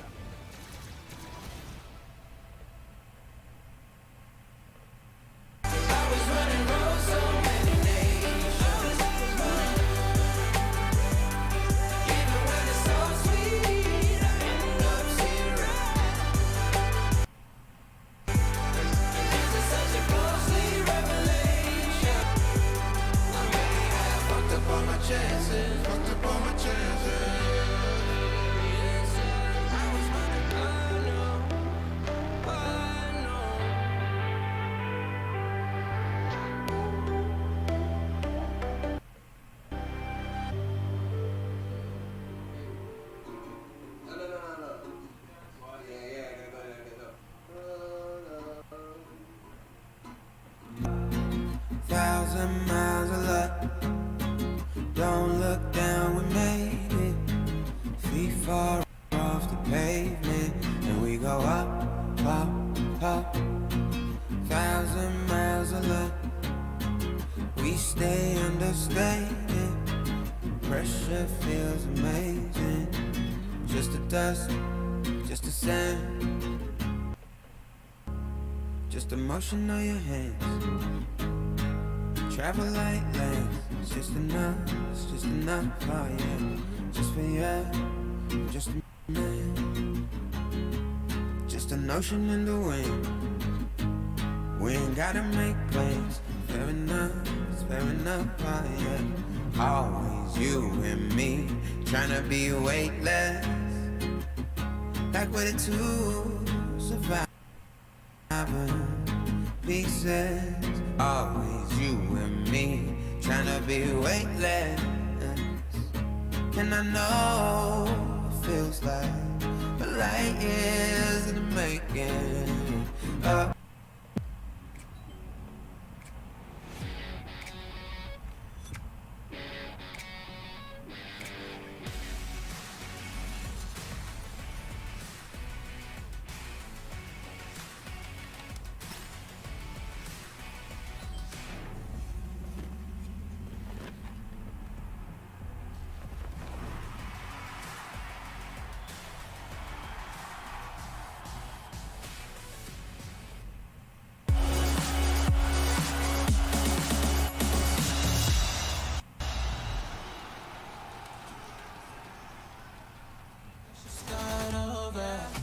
I think our casters put it perfectly when they said Neon were all winning that game up to that 30-minute mark, when unfortunately game, and they come out on top there with Morphling and Magnus. My boys back on the panel, Dan looks super excited because he gets a victory that we don't hear in the prediction war. Called it.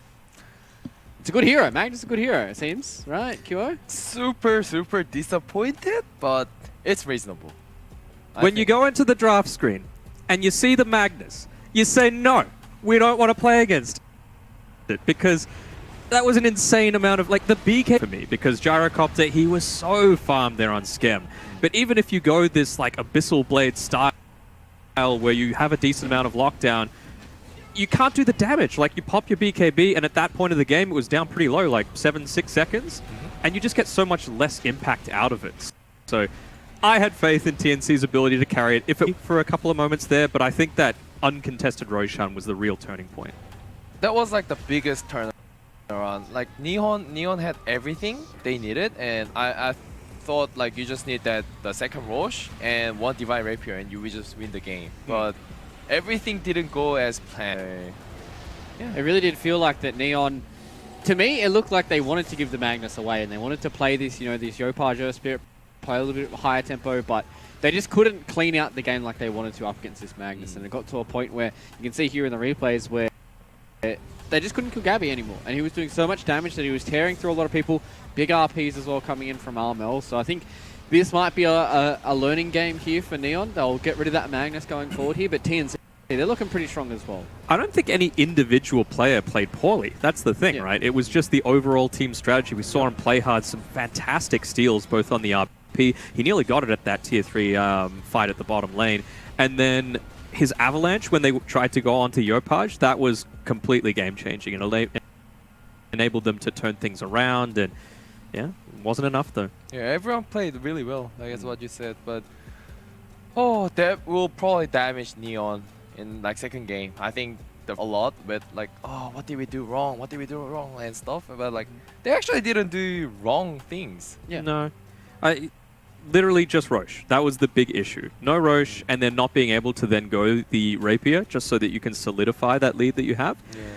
I think that was really the only mistake that they made. I mean, maybe Crimson Guard on the Pango wasn't fantastic, but other than that... Yeah. And that Abyssal, like, it was a bit of... On the gyro? Yeah, on the gyro. It was, like, you know, way too confident move. They weren't that ahead. Like, they had this potential. They can, like, always lose the team fight as well, but... Yeah, like, that Abyssal was purely just for the cancelling BKB TPs. Do you feel like that was a bit feel-based? Like, it was too emotional-based? Like, times that been able to get away from these ganks and, you know, we're in the lead, but we really want to be in the lead so that we can finish it. That's the thing, like, that I like about Dota, you know? If the thing doesn't go as processed, like, all the item can look ugly. Yeah. You need to be like doing this like step-by-step move in order to make like these items like to be worked. Yeah. Well, I feel like he also built it to try and win that 1v1 up against Gabby, but you know, Gabby was playing extremely well, got a lot of mana dodges out as well, just kind of playing in the Gyro's face when he knew that the Gyro didn't have the items available to him, you know, the Satanic as well as the BKB being on cooldown. You just look at it here, 15, 2 and 6, he only died twice in that game where, you know, we saw a couple of times where Yopaj was able to roll onto him, get that Spirit Vessel out, but I really like the item decisions coming out from Gabby as well. Yeah, good timings coming out. We saw, I mean, 64k damage is good by any measure. There was one team fight where we saw he did like 12,500 damage, so an insane carry job done by Gabby, but it was the rest of... You just can't give the Magnus. Do not give the Magnus. They will pick it for IML in that first phase, and it means that you're so free to get what you want in that later stages. But they had planned it out, right? Like they had everything they needed against Magnus. That Pango pick was okay, and then that Earth Spirit pick, so like dominating this, like ruining this Magnus tempo when he's farming. You just go in, you just run at them and kill some of them. But obviously, you need to keep up that advantage. But like it's very hard. I think it's fine to have that lead, right? But you saw with the item builds that they were forced into. We had Basher on a Gyro into an Abyssal, and then eventually a Basher on the Pangolier. Whereas TNC, they didn't need to worry about that. They have a BKB piercing stun in that RP. So I think more than, like, yes, they were prepared for it, but you can prepare all you want. This at their disposal. I think perhaps Basher slightly earlier on the Pango was the play, and then just something much more just damage. Pure damage you have oriented. to be just man-fighting Morphling at some point. If you can't man-fight Morphling, he's just gonna right-click you with BKB and then just combo. That's it. We're just going to have to see whether or not Neon change their tacks here for their second game. But before we do get into our second game, it's time once again here for our DHL drop quiz. For those of you that are playing along here in the chat, make sure you do use !DHL drop and the corresponding letter to the answer today. You guys can also check out our live leaderboard as well to see where you guys are standing. But I'm going to head it over to Shiva for our question for today.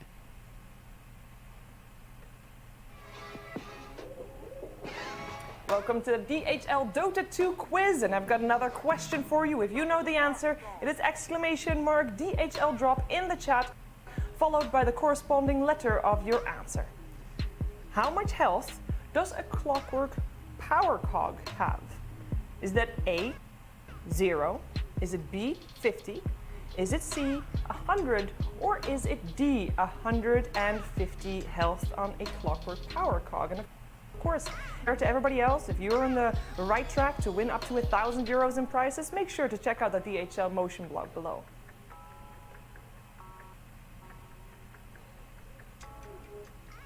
Super interesting one there for our DHL drop quiz. It's not something that you usually think about with these Clockwork cogs, but you guys are going to have to put your thinking caps on to try and get that answer out. As I said, make sure you do use that !DHL drop and the corresponding letter to try and give your answer here in the chat. But ladies and gentlemen, we guys are going to give you a little bit here for our DHL drop quiz, and on the other side of that, the answer to our question in game number 2 here between Neon Esports and TNC.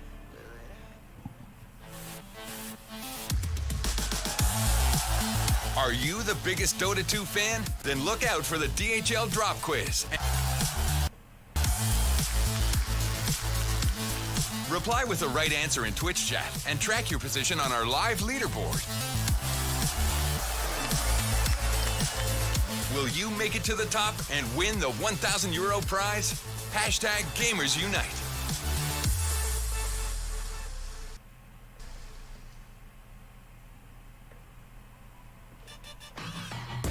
Intel Gamer Days is on now.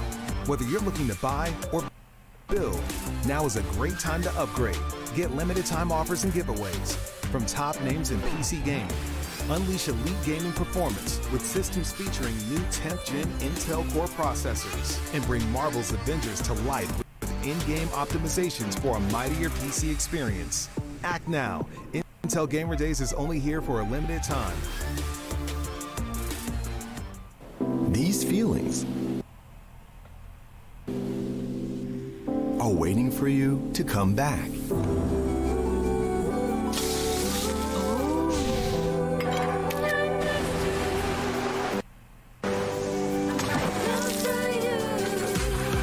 Amazing feelings are waiting for you to explore again once the world is ready. Until we meet again. Amazing Thailand. What's your style?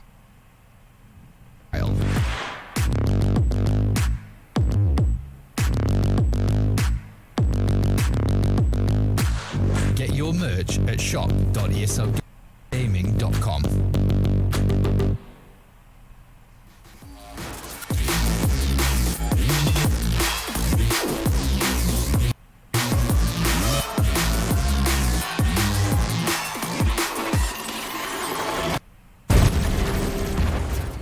Everybody loves an underdog. Who needs to be liked? Mountain Dew Amp Game Fuel. Victory in a can.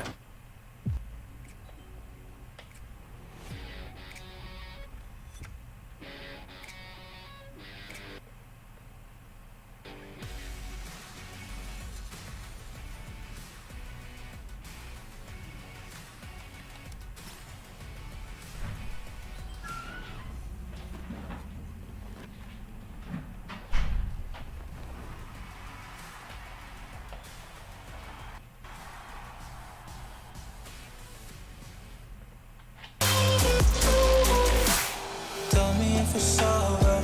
Am I alone? Are we going solo? Or is it polo? Your face is saying don't go. Whisper my name. Say what you want, show me your thoughts. I do the same. My bread ain't neck, but I slowly curse. Feelings in gray. It's still the same. Tell me if it's over. Take our time to think this damn thing over. Should we grow closer? Should this be over? My heart for your mind, probably we should start over.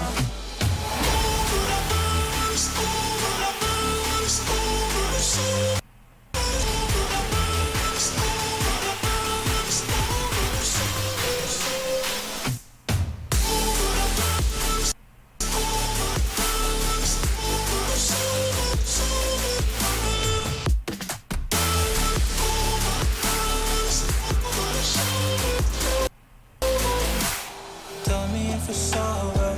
Am I your lover? Are we going solo? Or is it polo? Your face is saying don't go. I'm acting like I don't know. Tell me if it's over. Come a little closer. We should take our time to think this damn thing over. Should this be over? My heart for your mind, probably we should start. Ooh. Yeah, yeah, I see no signals, no signs. Girl, you be tripping. You said you're not set by. I flew in all the way for this. I'm not here to waste your time. I just can't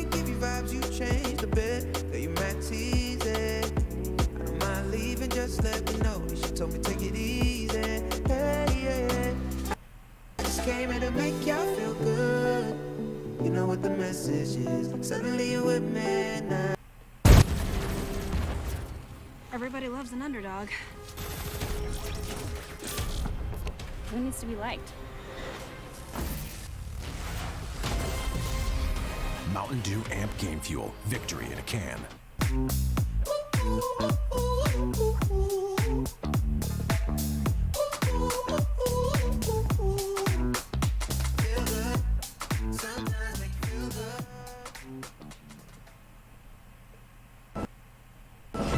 ESL 1 Thailand is brought to you in part by Intel and Mountain Dew Game Fuel, DHL,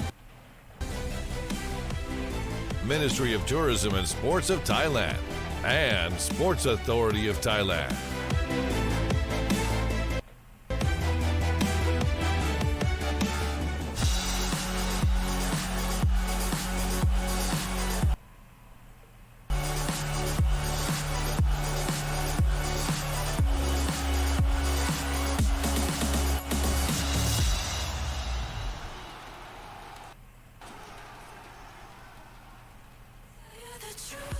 For our DHL drop quiz, fingers crossed everybody in chat got that one correct. And now it is time for us to reveal the answer for this. Interesting one though, boys. It's health on Clockwork Conks. I have no idea about this one. This is one of the ones that I have no idea. It's 100? I think it's 0. Oh. It's 100. Okay, I didn't know that. So obviously hero attacks do 50 when they deny it? No, I think that's just if for like creeps, when they start attacking it, they can do a little bit of damage to them as well. Oh, okay. Well, that's, you know, more you know, I guess. Do you know the health of, like, any of the other constructible things in Dota, like the Tombstone and... Oh, I mean... Tombstone is 16, probably. Yeah. 16 health? 16. Because the creeps can't attack it? Alright, who knows? There's lots of weird stuff that's going on here, but weird stuff that isn't happening so far is this game number 2 draft. Going in here, Neon going up against TNC, they were able to win that first game off the back of a Gabby Morphling as well as the Magnus. You guys wanted to say that Magnus should not be let through. To say that. He doesn't care. He seems to think that they've got the answers to it. Is it gone? Yes. It's gone. It's gone with it. And they've started with the gyrocopter again. I do like the fact that they're getting rid of the Chen.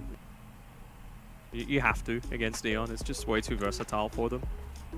No Void picked up though. I suppose Void isn't that huge of an issue when Mag's gone, Chen's gone, and Phoenix is gone. Those are the 3 heroes that best combo into it. So it's going to be that Wisp. I feel like it's much more likely to be March though. And so this kind of reveals where TNC want to go with a support duo. So now it's just about drafting stronger lanes on Neon's side, I think, to try and deal with this.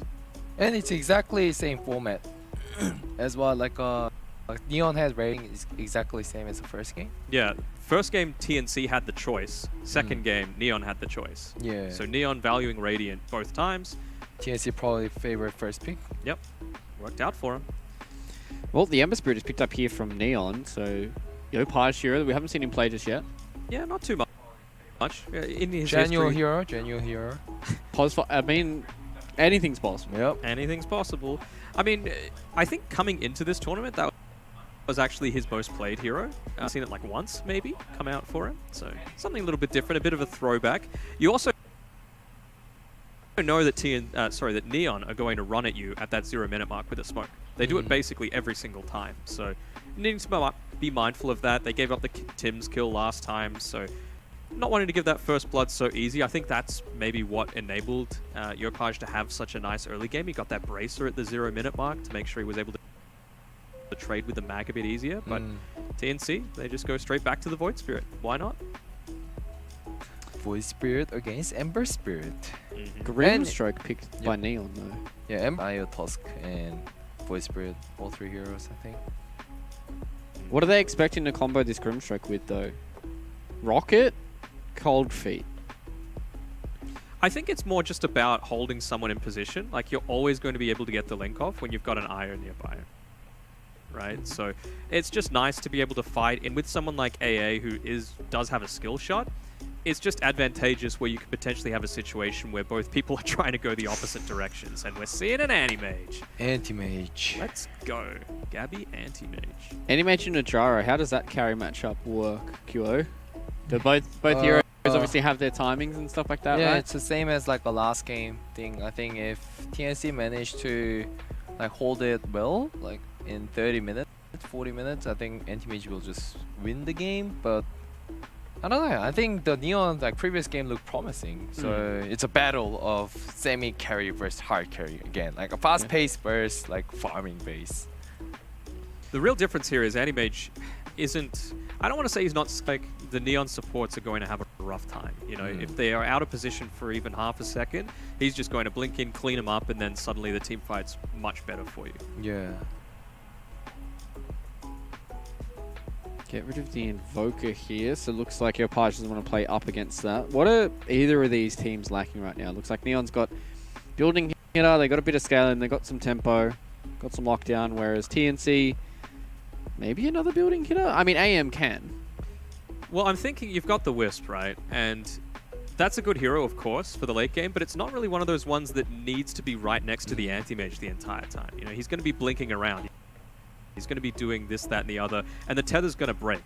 So they need a hero that can actually fully utilize the tether to its maximum potential. I think they need like a KP's hero. Maybe just put Void Spirit mid and like Centaur or Tidehunter. I think both teams can value. In your mind, then, who does the IO tether to? Because Void Spirit's going to jump around a lot as well. Probably right? just has to be Anti-Mage. Once he blinks in, or Void Spirit. Huck, another jumping hero. He might play a little bit faster with this IO, and as Matt said, not really going to have the funnest of times trying to tether to his teammates. Maybe he's just going to tether to Tusk, and him and Tim's are just going to be buddies for the entire game. That's what we want to see. Is Neon going to be thinking about the counter of the puck, or just a good team fight potential? They have choices. Well, they need a JG hero, right? Yeah. What's good? Darkseer? Tidehunter? Darkseer's in the pool. Tidehunter's in the pool. I mean, Darkseer's fine. There's no dispels right now on TNC, which is nice. So you can even just put it onto an Ember Spirit and do a ton of damage onto the backlines. It gives them some, you know, vacuum in for guaranteed cooldown, AA Blast.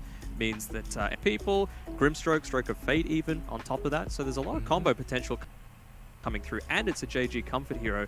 The other one I was thinking a little bit was the Mars, but I mean, we saw how OP built it in that Sparking Arrow game where it goes the Yule Scepter, and even if you're a Puck or a Void Spirit, you're not going to be able to instantly get away if you've got that straight combo.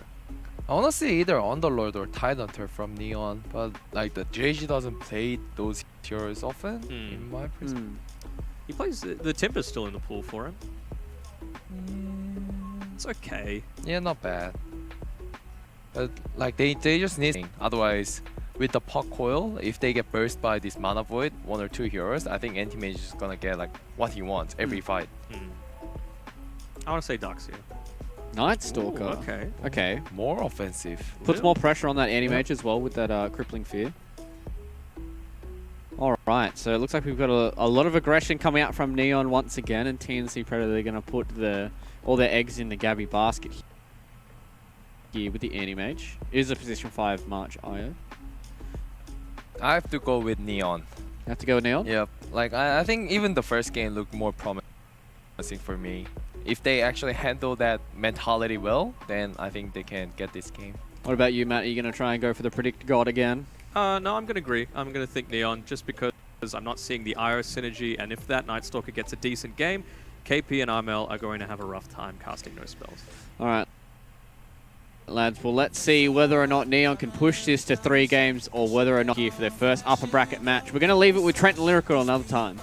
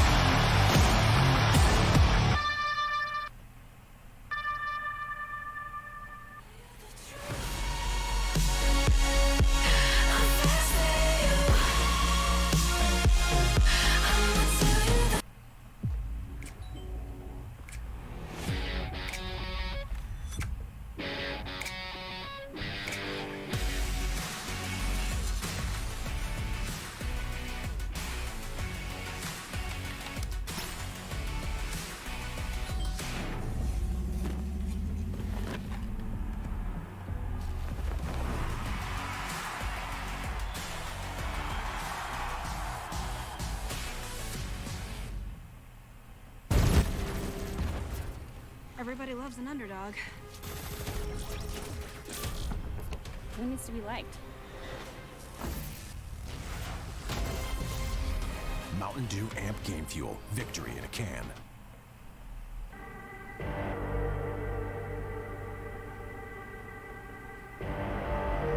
Rising of the ashes, coming from the ether. All I hear is static.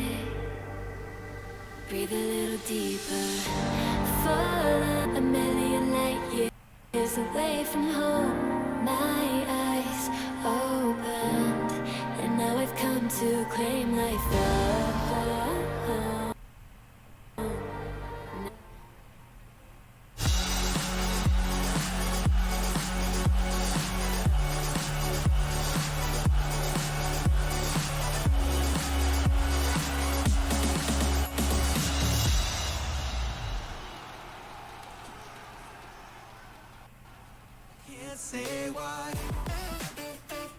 Here we are on the watery side ahead of us here in Thailand. Beautiful, flowing, gorgeous nature. You love afterwards. I will say, I love that music. I just want to get up and get a little boogie on when I hear it. How you doing, Trent? Well, I'm not boogieing. Quite yet. The teams are getting ready though, as they had we needed a restart, but other than that, we're all set. We're into this game, and we've got some ice versus ice. The AA versus the Tusk is. Once again, we're greeted with the terrifying extra limbs upon our ancient apparition. It's unnecessary and it's silly. And if you notice right there again, it has a different number of fingers as AA himself. 3 fingers on the little ones on the weird part, but he's got 4. Explain that, everybody. The heck? Yeah. Nice try, science. Nailed it. Yeah, I got him. All right, so a big smoke out here coming right out of the get-go with Tim's leading the way, ready to tag team Fools down to death. If Pot's there underneath the tower, gets down a ward. They're just going to leave it at that. Okay. So, yeah, talking about the Tusk, a hero that sort of feels like he's making a bit of a comeback. But on the other side, Ancient Apparition. Genuel, very, very excited to see how he does with this. Yeah, I mean, we have an IO draft, right? So AA games should be expected every once in a while, and we're going to try it once more here. Not your traditional IO draft, the usual pairings. Begins. No, very different than what we would tend to see, keeping in mind that we did have an IO core just the other day, but this one an IO anti-mage, because this hero isn't already hard enough to track down. Yeah, it's an interesting way of going about it. I'm curious as to how it's going to function, because it doesn't really strike me as I don't know, conventional for a couple of reasons. Just they don't seem to flow that well together. It'll give them a great laning stage for sure, especially if you're going to pair up like this. Aside from the anti-mage, though, the rest of the lineup looks like it pairs extremely well with an IO lineup. It's a lot of initiating potential. They have 4 initiators if you count the IO with the relocates and whatnot. So basically, wherever Tusk, Puck, or Void Spirit are, a relocate can then come in and follow up on one of their disables. And it's quite hard to deal with. Playhard already pushing back along, giving all the space in the world to Skem. And already a bounty sent on him. Let's see if they're able to claim that one a little bit later on, as the chase down comes onto JG Fashion Tag Team. But they will not be able to punish that much further. Just trying to, I guess, get the early bully on. How good is this tag team with the overcharge? You get bonus attack speed of 50, level 1. Yeah. Ooh, so this is the cheese, eh? I think that's what we saw yesterday too, and actually, JG in some trouble now with that tag team. The slowdown and the beatdown, first blood drawn by Tims. Think about when they're level 2. Yeah. When the Tusk has the overcharge with the tag team. That's gonna be gross. Yeah. Yeah, people are just gonna die. All right. I like this. Very sneaky. It reminds me of the Wind Ranger Tusk that they were running with Liquid. Boxy would play the core Tusk Ranger for Taiga. Yeah. It does mean, though, that since we've got 3 heroes down bottom, it's KP solo against this dual lane but I think that's probably okay because they can't really kill him as, well, down bottom, JG again in trouble. Neon That's so losing much heroes. Dude, that overcharge, devastating. Yeah, you can't. You actually can't. What can you do if they activate that? Well, right? Like, the tag team's just way too much damage and slow. Night Stalker can't play into this. No, he really can't. And play hard, like, he can't come down here either. I think I don't know what Night Stalker actually does now. Like, he's walking back out to lane, but he's going to be completely zoned out of XP range. He's going to come down here and try and, like, pull the wave apart, I guess, and just try and keep last sedation here. Dyer definitely is favoring it, that's for sure. Armel. Yeah, I wasn't sure where to go with that one. Don't worry, I knew there was something there, but I lost it. Thanks, bud. At least Yopaj is having a decent time, and so is Gyrocopter, to be fair. Oh, hey, look, guys. Night Stalker came back. Hello. I hear you like to die. More punches, beating down and almost killing JG. He only got 90% of his HP, guys. He failed. How much mana did that cost us? Not a whole lot. A grand total of 110 mana across 2 heroes. Dude, this is devastating. That's the greatest trade deal in history. And he's just going to zone him out. Like, he's completely out of XP. They're also doing a lot of work here as well. They jump forward and find JG. Just when I think I can stop talking about it, he is likely going to fall here. They're diving in all the way. Can't quite get the last touch, though. But like I was saying, they've been able to force KP completely out of lane. Yeah, this is the trade-off. I mean, he's legit just straight up jungling. Yeah. That I'm a little surprised by. I guess he lost control of the pulls, so he knew that even under the tower wasn't going to be that good for him. Meanwhile, Puck dropping a little bit low here in the mid lane. Able to find that shards there. Pretty close, but not good enough. And yeah, this is going to be the big deciding factor, it feels like, as Silence trades out there. Gyrocopter, obviously a hero that does love to get off to a hot start. As well, they kill play hard. March will go down for it.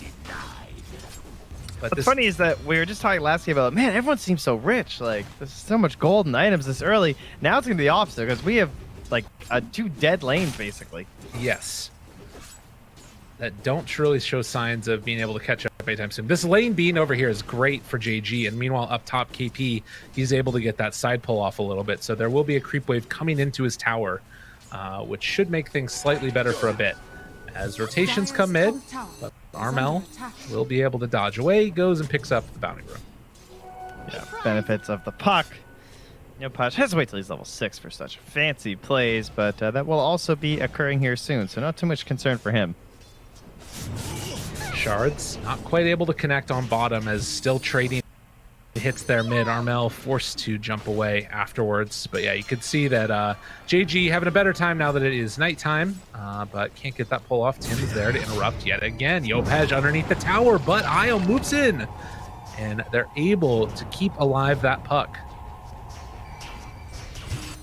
We actually have to rotate this Io around a little bit now.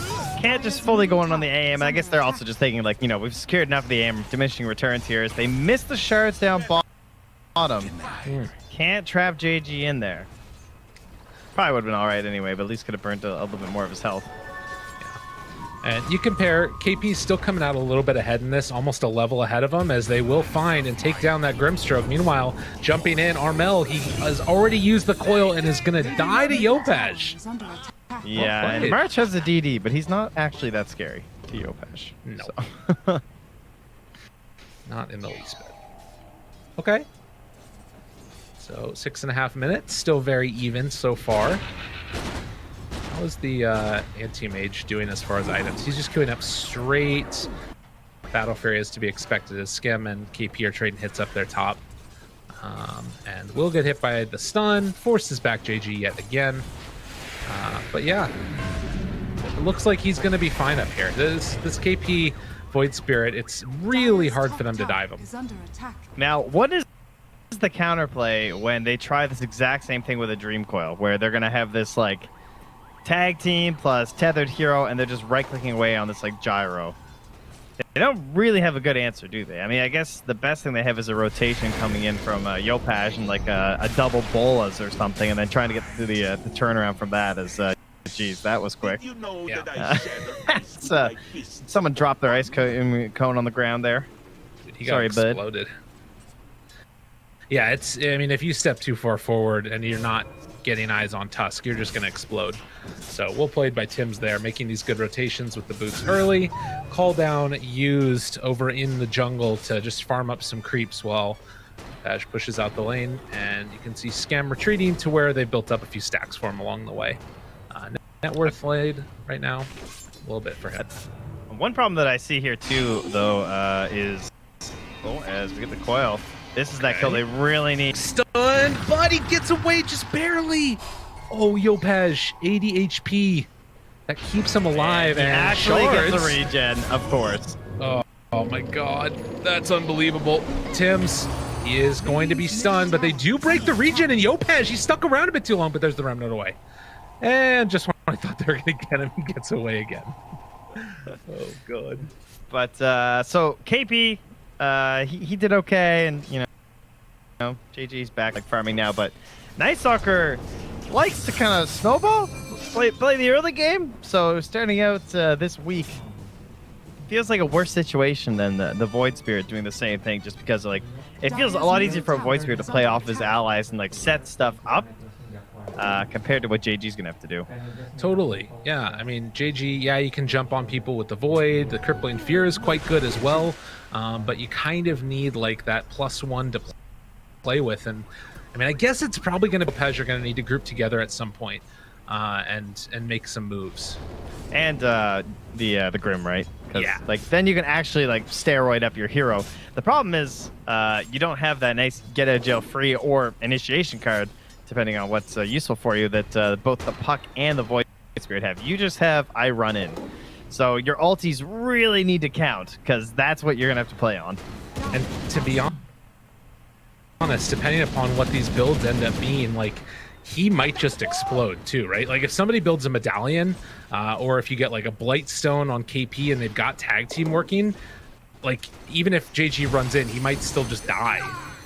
Like, they have a ton of physical damage with the tag team being maxed out by Tims. Yeah, I'm kind of curious what his build will be. I guess just like an offlane style, he could try like... Halberd's not like necessarily that good this game, but I would think like... Yeah. Sounds good to me.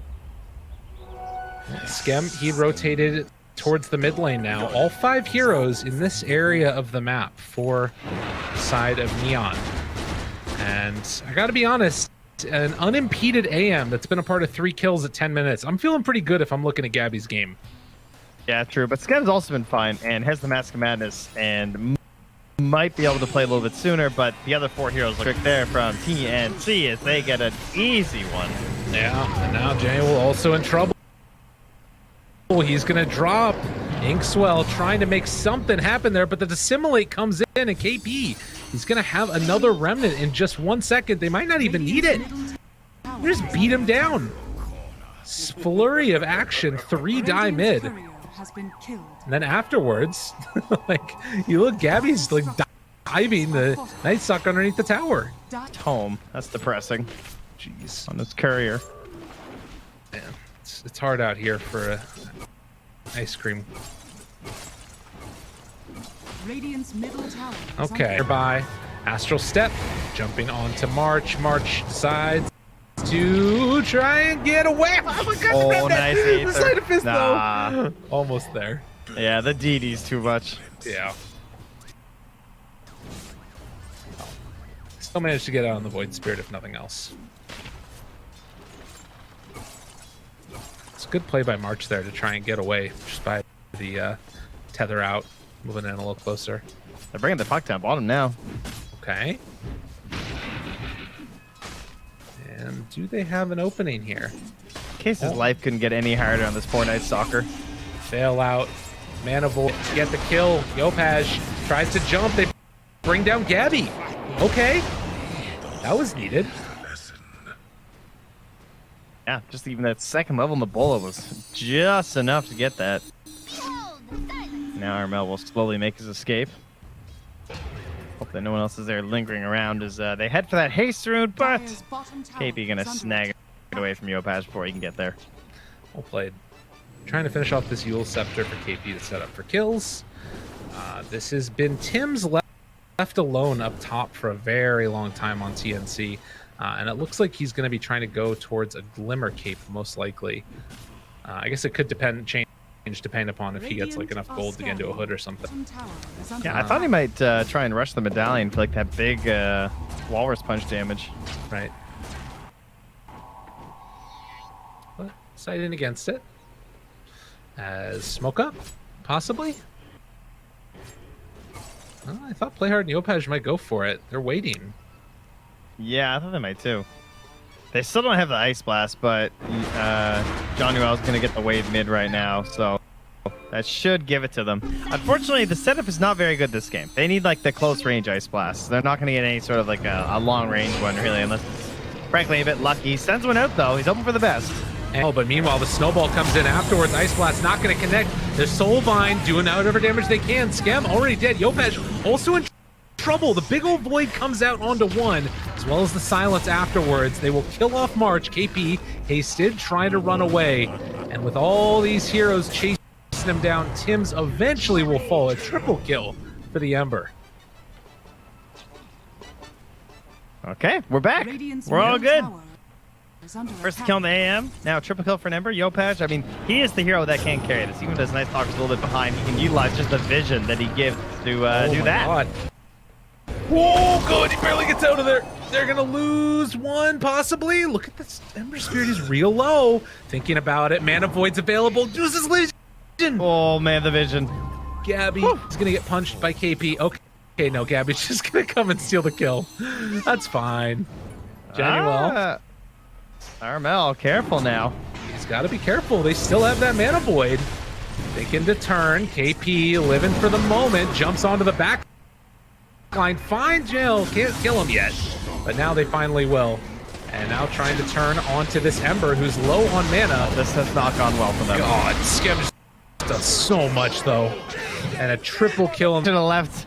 Well, they had the first fight, and they kind of recouped some of their loss. A second triple kill, right? Like now he's 9-1-1 on this Ember. 9-1-1. This is destruction. And gonna go for the BKB afterwards. So he just wants to keep the ball rolling. Oh, I like that. Time will descend. That is not something you see too often on Ember. You just go like Maelstrom into the BKB, but that is definitely his role this game because he needs to create a lot of space for Skem. Yeah. Wards placed down, smoked up. They don't see the anti-mage, but Blinks on in. Now they find him. Ren and Gabby. He's fallen. That is the second death with the Battle Fury. Damn, dude. They got him. Dire's middle tower is under They really got attack. their number for the past 5 minutes or so, and now they're just continuing to press forward here. They have the Night Stalker ulti again, too. It feels like Yopaj's game is just so free. Like, if they catch him in the coil, it's good, but they just haven't been able to do that yet. Well, too. I mean, this game really is just all on him, and oh, we've cursed him. There it is. That's what they needed. That's what we were expecting. More of the cursing. That's their bread and butter right there. 600 gold there, so that's going to finish his Yules. As the relocate's going to pull Tim's back into the other side to escape. Meanwhile, Gabby just going to go back to AFK farming and try and avoid any entanglements. Structures are fortified. Oh, God. Be careful. Radiant's It's going to blink away. is under attack. Mid lane. No ball. Catch onto one. Soulbind. It's going to get both of them. Try and take a walk away together. Nice blast. It's going to apply the debuff onto both. Oh man, this death is going to end up costing Yopaj so much too, though. Now that he's been down, KP has found his way to the Yules, so he really needs that BKB now. Because now he can't just dive into these fights anymore. Number one, he can lose his Flame Guard, but number two, he's going to fall right back down into the Aether Remnant. Right. Yeah, and you know, the rest of the heroes are doing more than enough damage to kill him if they're able to keep him under control. JG's legitimately, like, he's gonna have to just jump in front of the Aether Remnants. That's his... Yeah. That's tough. And, like, he's not really getting those big items that you want out of a Night Stalker at this point. Like, there's no thoughts of an Aghanims at this stage. No. He's gonna be small, man. Yeah. Drums is nice, though. It's exactly the kind of game plan they're in right now. Unfortunately, it kind of feels like they're just trying to, like, stem the bleeding a bit.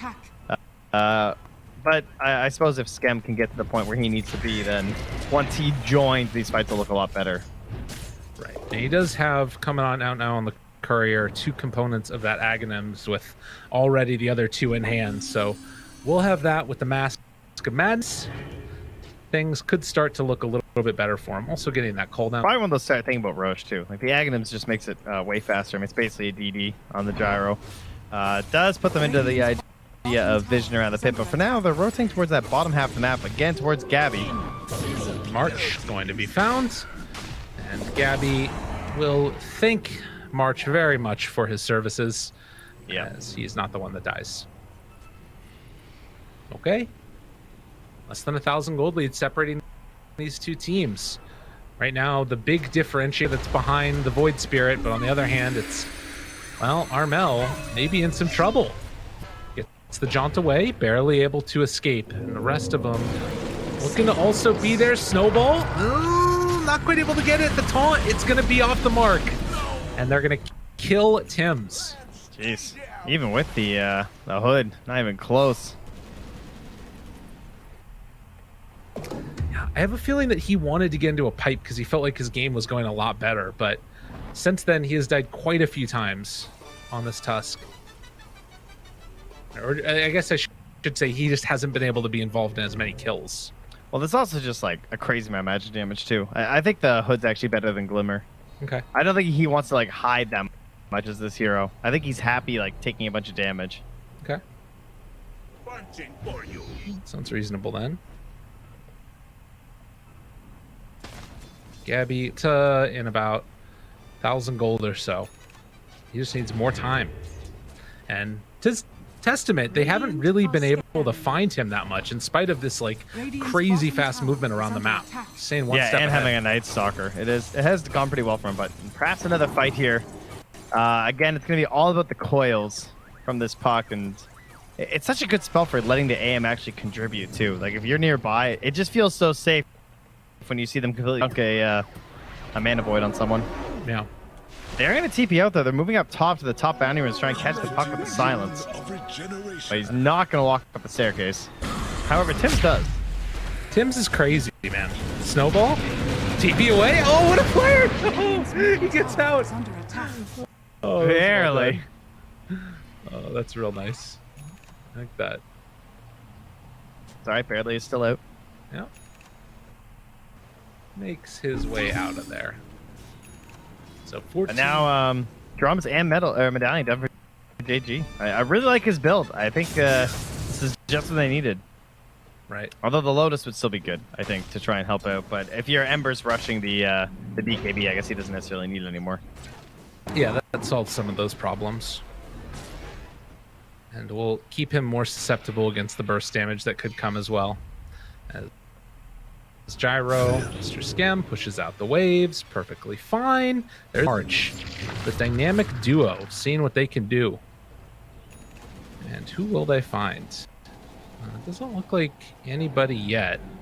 It's not anybody that they want to fight into. No, they can bully like a support or something and just like solo kill them, but not finding the target that they need. Oh, we got the Remnant provides True Sight. All right. I feel like that's the first time we've seen that one. Yeah, I haven't seen it though. It's pretty cool. Is under attack. I like dewarding. It's pretty good. Yeah. I mean, it's sort of, I think, an underrated part of it. I like this a lot. And obviously giving you some extra vision on top of all that. It's nice to see. I feel like they're getting through the hardest part of the game right now on TNC, and like every minute that passes, this AM is coming closer and closer to online. Armel? Oh, that was a nice glyph. Jeez. Do you think? Worked out. that as March is going to get clipped there, that Gyro can eventually, if Gabby gets online big enough. I think that they're going to have a pretty strong window where Gabby's not going to be ready, Skem's going to be ready, and they can just like take Aegis and really push. It's basically the same window they missed last game, right? Is this first Aegis into really strong objectives.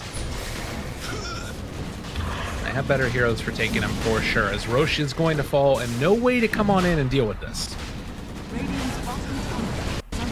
Yeah, just trying to trade pressure on that tier 2 in the bottom lane. And they're going to send Yopaj down with an Ice Blast. Oh, March in some trouble here. He is going to drop, and KP able to escape. Inkswell, oh, well played with the taunt though. Pulls him back in, and the TP out. Remnants in. Oh, God, he kicked. What a little okie doke there from KP. Yeah, well, he wasn't the last person in enemy territory. Those Tims is still stuck here by the tier 2 in the mid. I guess is maybe gonna cut a wave. I'm not sure. He's chilling. Yeah, maybe they were like thinking to smoke together or something and do the play, but whatever the case is, it's just sort of AFK for the moment. There he goes. So Basher completed now for Gabby, and Yopaj. They blink right on top of him. Not about the Mana Void. Doesn't decide to go for it.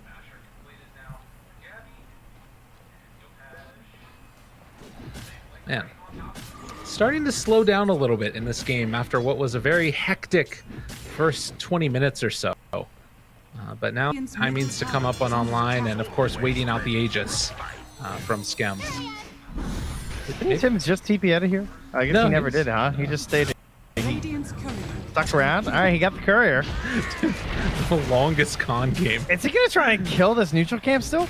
This is crazy. They just thought he was gonna TP. I think, like, you know, if you think they're gonna play on the opposite side of the map, where's the safest place for him to farm right now? Well, it's also just doing this stops them from pushing towers with Aegis. That's all this does. Yeah. He basically wants them to chase him. And they're not willing to do it right now, but he does sit in the mid, and we'll see if Tims decides to come on out and pull the wave. Doesn't look like it. Gonna let it get away. He's still just here. Dude, Tims is the most AFK I've ever seen a Tusk. 400 units in the past 4 minutes. As they're gonna hold high ground. My camp's gonna spawn soon. This is great. Dude, la la la. I shot the camp while he's at it. He literally the wave rather walked back and forth between right here this entire time. Yeah, but at the same time, what has the path been for Neon? Yeah, they've kind of just done like a little loop through this whole area. It's like everybody takes a break, not gonna play DOTA for a little bit, and in the meantime, they managed to get some creeps. Oh, he left his safe zone. Tims. He's going to get caught now, and Silence comes out. They're going to be able to beat down the Tusk. And he's going to take him on a little walk before he ends up falling. Force all the spells out of him. One more walk. Just a bit more space. On top, though. Heal Scepter pulling him in, but the BKB reaction. Well played there by Yopaj. Trying to turn, doesn't hit with the bolas. Meanwhile, they pop Night Stalker ultimate, gonna try and bring down KP. Does have the Remnant, catches there onto the Ember, dissuaded and in trouble, and it looks like they will manage to run him down. As he will also just take him on a walk. You got your back up there in the AA, and the Ink Sweller. Well, what did they gain with this Aegis? I think they got the bottom towers. Pretty much. Armel jumps away. Not want to get caught. He wants one more tower. Apparently. So they've got about a minute left, and it looks like they should get that fairly freely. As Yopaj is pinging down bottom, knowing that Gabby's going to be there. Well, jump from Tims. or rather from JG onto Tim's, trying to keep him alive. It's not going to happen. And now they're high ground. All right, this is what we were missing last game, getting something done. I'm not necessarily sure they're going to get the full lane. Yeah. As they're sending Yopash back, in fact. And he but just gets the remnant. He didn't stop it at all. He just tried to do some damage to the creeps, but it didn't end up working. They did take the tier 3 tower. Spirit, the coil there is going to land onto 3 heroes leashed up. Silence now onto all. Jumps away by KP. But in the meantime, this anti-mage is just hitting buildings. So he does have another like 5 seconds left on the Aegis too. So they'd be a bit careful in the retreat. Chase. Aegis down. Armel thinking about chasing, but he doesn't have a coil anymore. Now as they're TPing back in, they break the TP. Gabby's taking the racks while this is all going on. As long as they get out. Fully done. Wow. Well done. Nice TP cancel onto the gyro. All it cost was KP's life. And so they end up with more structural damage on TNC than Neon got. Continuing to slightly worrisome. Continuing to farm this out. I mean, they're getting the second lane. This is the problem. As Scam and JG beat away at it. They've got Abyssal on Anti-Mage, but he doesn't want to come back right now. He's just AFK farming. Yeah, Scam's mad. I don't blame him. I'd be pretty upset if that happened too. Yeah. Sticking around. No for creeps. That's a good point. So they don't get the other melee racks. Gabby just keeps cutting. Now, I do think that there was an enchanted quiver that dropped that Gabby didn't see. And it's in this camp right here. So somebody might go over and pick that one up in a moment. It's invisible for the moment, but I think once the camp dies, we'll see it again. Oh, that's unfortunate, but oh well. Yeah. Let's see, Januel, does he spot it? Is it over there? Am I crazy? It's under a creep? Oh, maybe it's one of somewhere. the camps. Oh wait, no, it's maybe back in the inventory. Haha. Ooh, Titan Sliver. Hey man, wow, what a recovery by JG into the BKB. I mean, I guess KP's just as firm too, but I was considering how far behind and how rough his lane looked. Right. But now he's a problem. If they can force any of that control onto him, like the Abyssal or something, that's just going to give more space to Yopash. Right. They have the Axe though. Nice. Okay. Alright, Armel can just win the game. Go, Armel. Just win the game, yo. Just win the game. Coil everyone. 30 seconds until Roche is capable of respawning. You'll Scepter lift up. Still beating away at the buildings. Armel can go into the back line if they want, but they're just going to get the full set of racks. No response. Woke up from Gabby with March in tow. Who will they find? JG Invis with a rune. Meanwhile, they throw out another slight and no follow-up afterwards. Yeah, TNC just not feeling comfortable moving out. The thing is, though, they haven't garnered a humongous lead, really. Oh, Vessel, jump in, Mana Void killed. Ice Blast afterwards. Now turn on Yopatch, finds the stun out of mana. Gabby has arrived, but can he survive? That's the other question as they try and control, backing away, don't break the tether yet. To the fight, they're jumping onto Tim's. He's taking a ton of damage and just gonna die. As JG trying to run down Kate. And Armel jumps back in and gets the silence onto 2, tries to find that Night Stalker base too difficult. And Yule Scepter afterwards, but the silence is there. And that will be 3 down.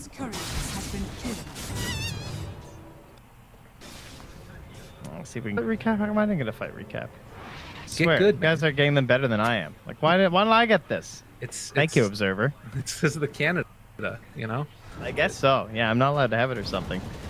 But buyback, it's an AA, so it's kind of whatever. And finally, he's starting to grow this lead a little bit. Still not by much, only about 1,000 gold. But again, then you get a faction all this time that the puck's not going to be farming, and most importantly, not pressuring these lanes. We get a little instant replay there of that initiation onto the AA. It's good, But unfortunately, it's not really the best target to blow kind of this like first real anti-mage attack on. Yeah, first time he shows up really to the fight there, and you can see the Grimstroke, but pays for it afterwards in his life. It's going to be interesting to watch how this next round of engagements go. Like, the coil obviously is amazing if you can get it onto all these heroes, but Gabby needs to be there while it's happening to do all that damage. And it felt like it was sort of, I don't know, like first Gabby went in and then there was the follow-up afterwards, but it wasn't perfectly timed, and I don't know, bizarre stuff. Missile though. Gabby blows up one, now turns on to JG and decides to jump away. So again, BKB used. Roche available. I'm a little concerned here. How have they not garnered a larger lead? Like, are they really just getting worked around the map that hard by these side lanes? I mean, it feels like they've been running everything. I think they got the first set of racks, right? On TNC. All right. We have BKB, we have Ulti, we have Aghanims and like Octarine almost on this Ember. But they have Aegis and Cheese.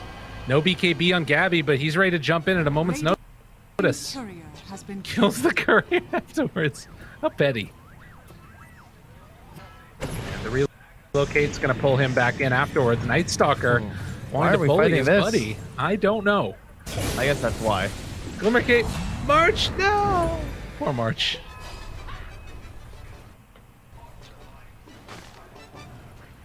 Ooh. Here's another item that I'm liking, if Tim's can get to it. Oh, yeah? Oh, yeah. The kick with the coil. It's genius. I like that a lot. It's going to be a while. So, Ember Spirit still fulfilling the same role of the Aghanim Scepter, the BKB, jump in, make chaos. Night Stalker, silence people. Gyro could also do the damage, and I'm feeling like the damage component just isn't really there right now for Skem. Well, but why he's going to try and find it with his rapier. This is it. He's correcting the last game. He's saying we were supposed to go all in here. We didn't do it.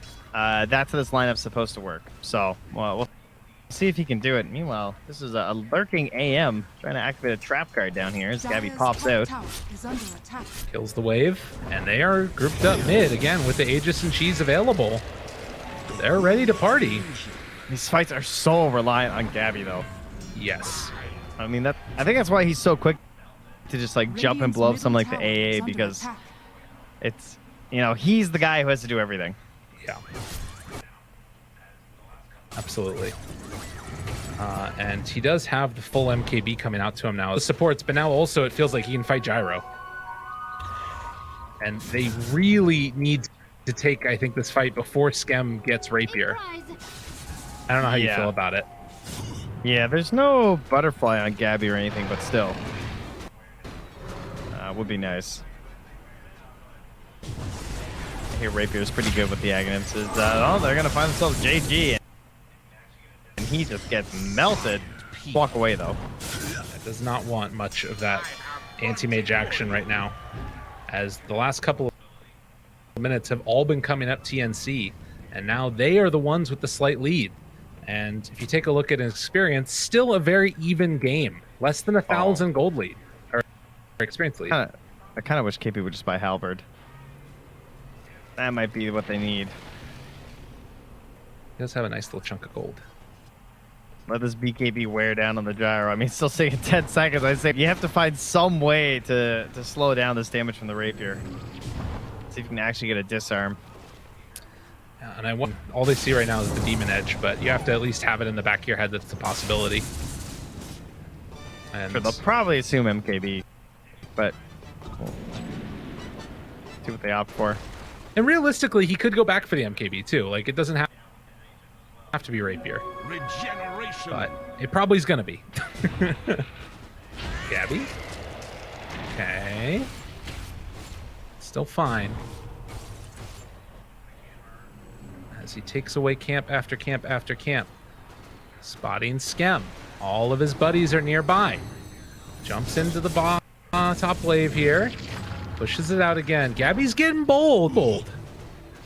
Yeah, he's got a minute left on the Aegis, so maybe just try to force a fight outside of the base. Or at least somewhere where he's got some friends. Or take someone down with his Aegis as well by like diving into the fog like that. Hoping to catch a support. And 37 minutes, let the items fall. Absolutely. Have a camera for KP. Got a spell prism, not one back. He definitely has gold for the rapier now, and to sort of beg the question, if you're going to buy it, why save for buyback? We'll see if he does decide to go for that or not. Spell prism. That's nice. Seems like a puck item. Yeah, that could be really good. Scam, you gonna do it? Hello? He's thinking about it. Go buy it, buddy. Just get it. Don't think. Just act. It's my rapier. He's not doing it. I mean, if you lose it at this point, he gets the rapier. So I mean, again, going all in. The plus side is that this is before the Tusk Aghanim's comes online, because there is something to be said for, like, if you get a coil and then a Tusk Ag's kick and he's isolated away from the rest of his team, he's gonna die. That would be a pretty depressing way to lose a rapier in a game, I have to say. Yeah. Like KP, they did get the Time of this Relic themselves too on TNC, which I think is really good.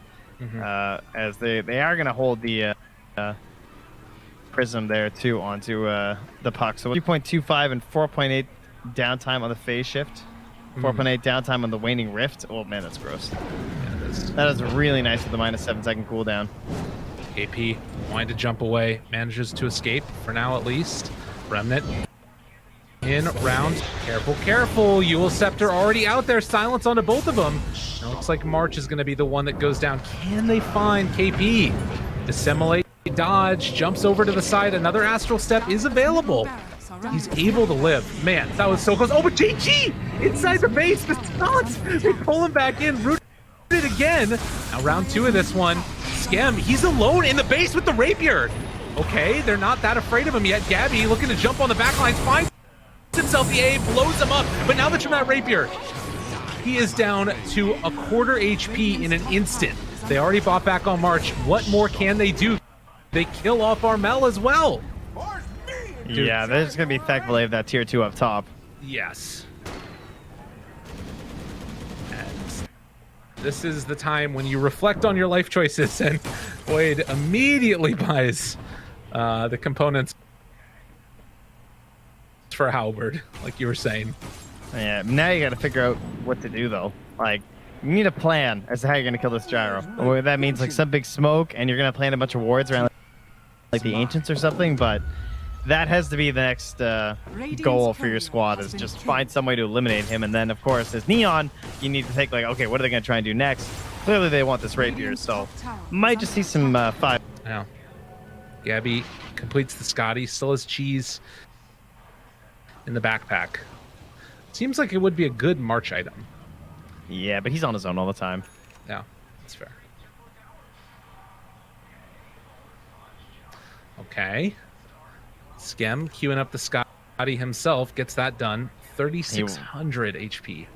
Yeah, he wants that Aegis real bad. We're going to have the time for it in just a moment. 20 seconds away. Since there's so much 5-manning around the other, Gabby to go for the split push action. They force out a glyph now, and he will be able to likely secure this tier 2 tower, but back towards mid. Skem. Again, very deep. 1,000 gold away from being able to finish that Walrus kick, and in the meantime, they lose the tier 3, tier 4 towers. Okay, Walrus punch, jump. A decent well. They already found and killed Playhard. Gabby trying to turn now onto Skem. They have to jump away. Rapier's too much damage. While KP blows up Janelle. They have AA Blast when they come back up. Still 30 seconds away, but they're going to turn onto these tier 4 towers. Gabby, no more Abyssal for 18 seconds. The agent is exposed. Timms jumps in, wants to get the control. So much damage out there, and the agent's just falling. Neon are taking it down. They have the glyph, but everybody buying back all at once to try and kill him. They already have the damage out there. Is it going to be enough? They can't kill him. Triple kill for Skem, still trying to control. Gabby turns Abyssal Blade's gonna land. They got it one time. He's gonna be able to get it a second time. They're all falling so freaking low. Skip, 4-step. Is he gonna be able to finish the job? Another rampage. Skip does too much damage. The Interceptor is absolutely demolishing, but they finally kill him off. Gabby gets the rapier, still the Ancient exposed, and Yopesh, stop it, he creeps at the Ancient, my man. Now turned, wanting to jump. Gabby is big and bad. Just got a 3-shot. Now a triple kill. Can they find any more afterwards? Lift up on a Night Stalker, want to chase him down. What did we just witness? Oh, let the bodies hit the floor. I think that's the lemmings over the cliff into the gyro to try and get that damn rapier. But they're not done. They're coming back. Oh god, you better hope you can cleave to your heart's content here. That was 9 buybacks already used. Scam wants to jump back in, salvage this game. Gabby Rapier has to jump away, but the Ancient, they don't have anything to break it. They're just going to turn and hit it. They don't have an answer, and the Rapier is in their hands, but the game is won by Neon. Unbelievable. Well, they needed their play of... This was what they missed out on the game before, right? It was getting that rapier and trying to find the correct timing. And they found it this time. So, but it worked out here. And, man, I can't believe how close TNC kept that whole time, considering like the way the game just felt. It felt like Neon were always like pushing it and in control, and they were inevitably going to have like way more damage than TNC, but it kept feeling a little bit too scary. But they secure exactly what they needed in that last Aegis, thankfully, with the rapier. And have the Aegis. He died. He bought back. Yes, that is right. He did not have the Aegis because they had the Roche, and then they decided not to go. My mistake. Sorry.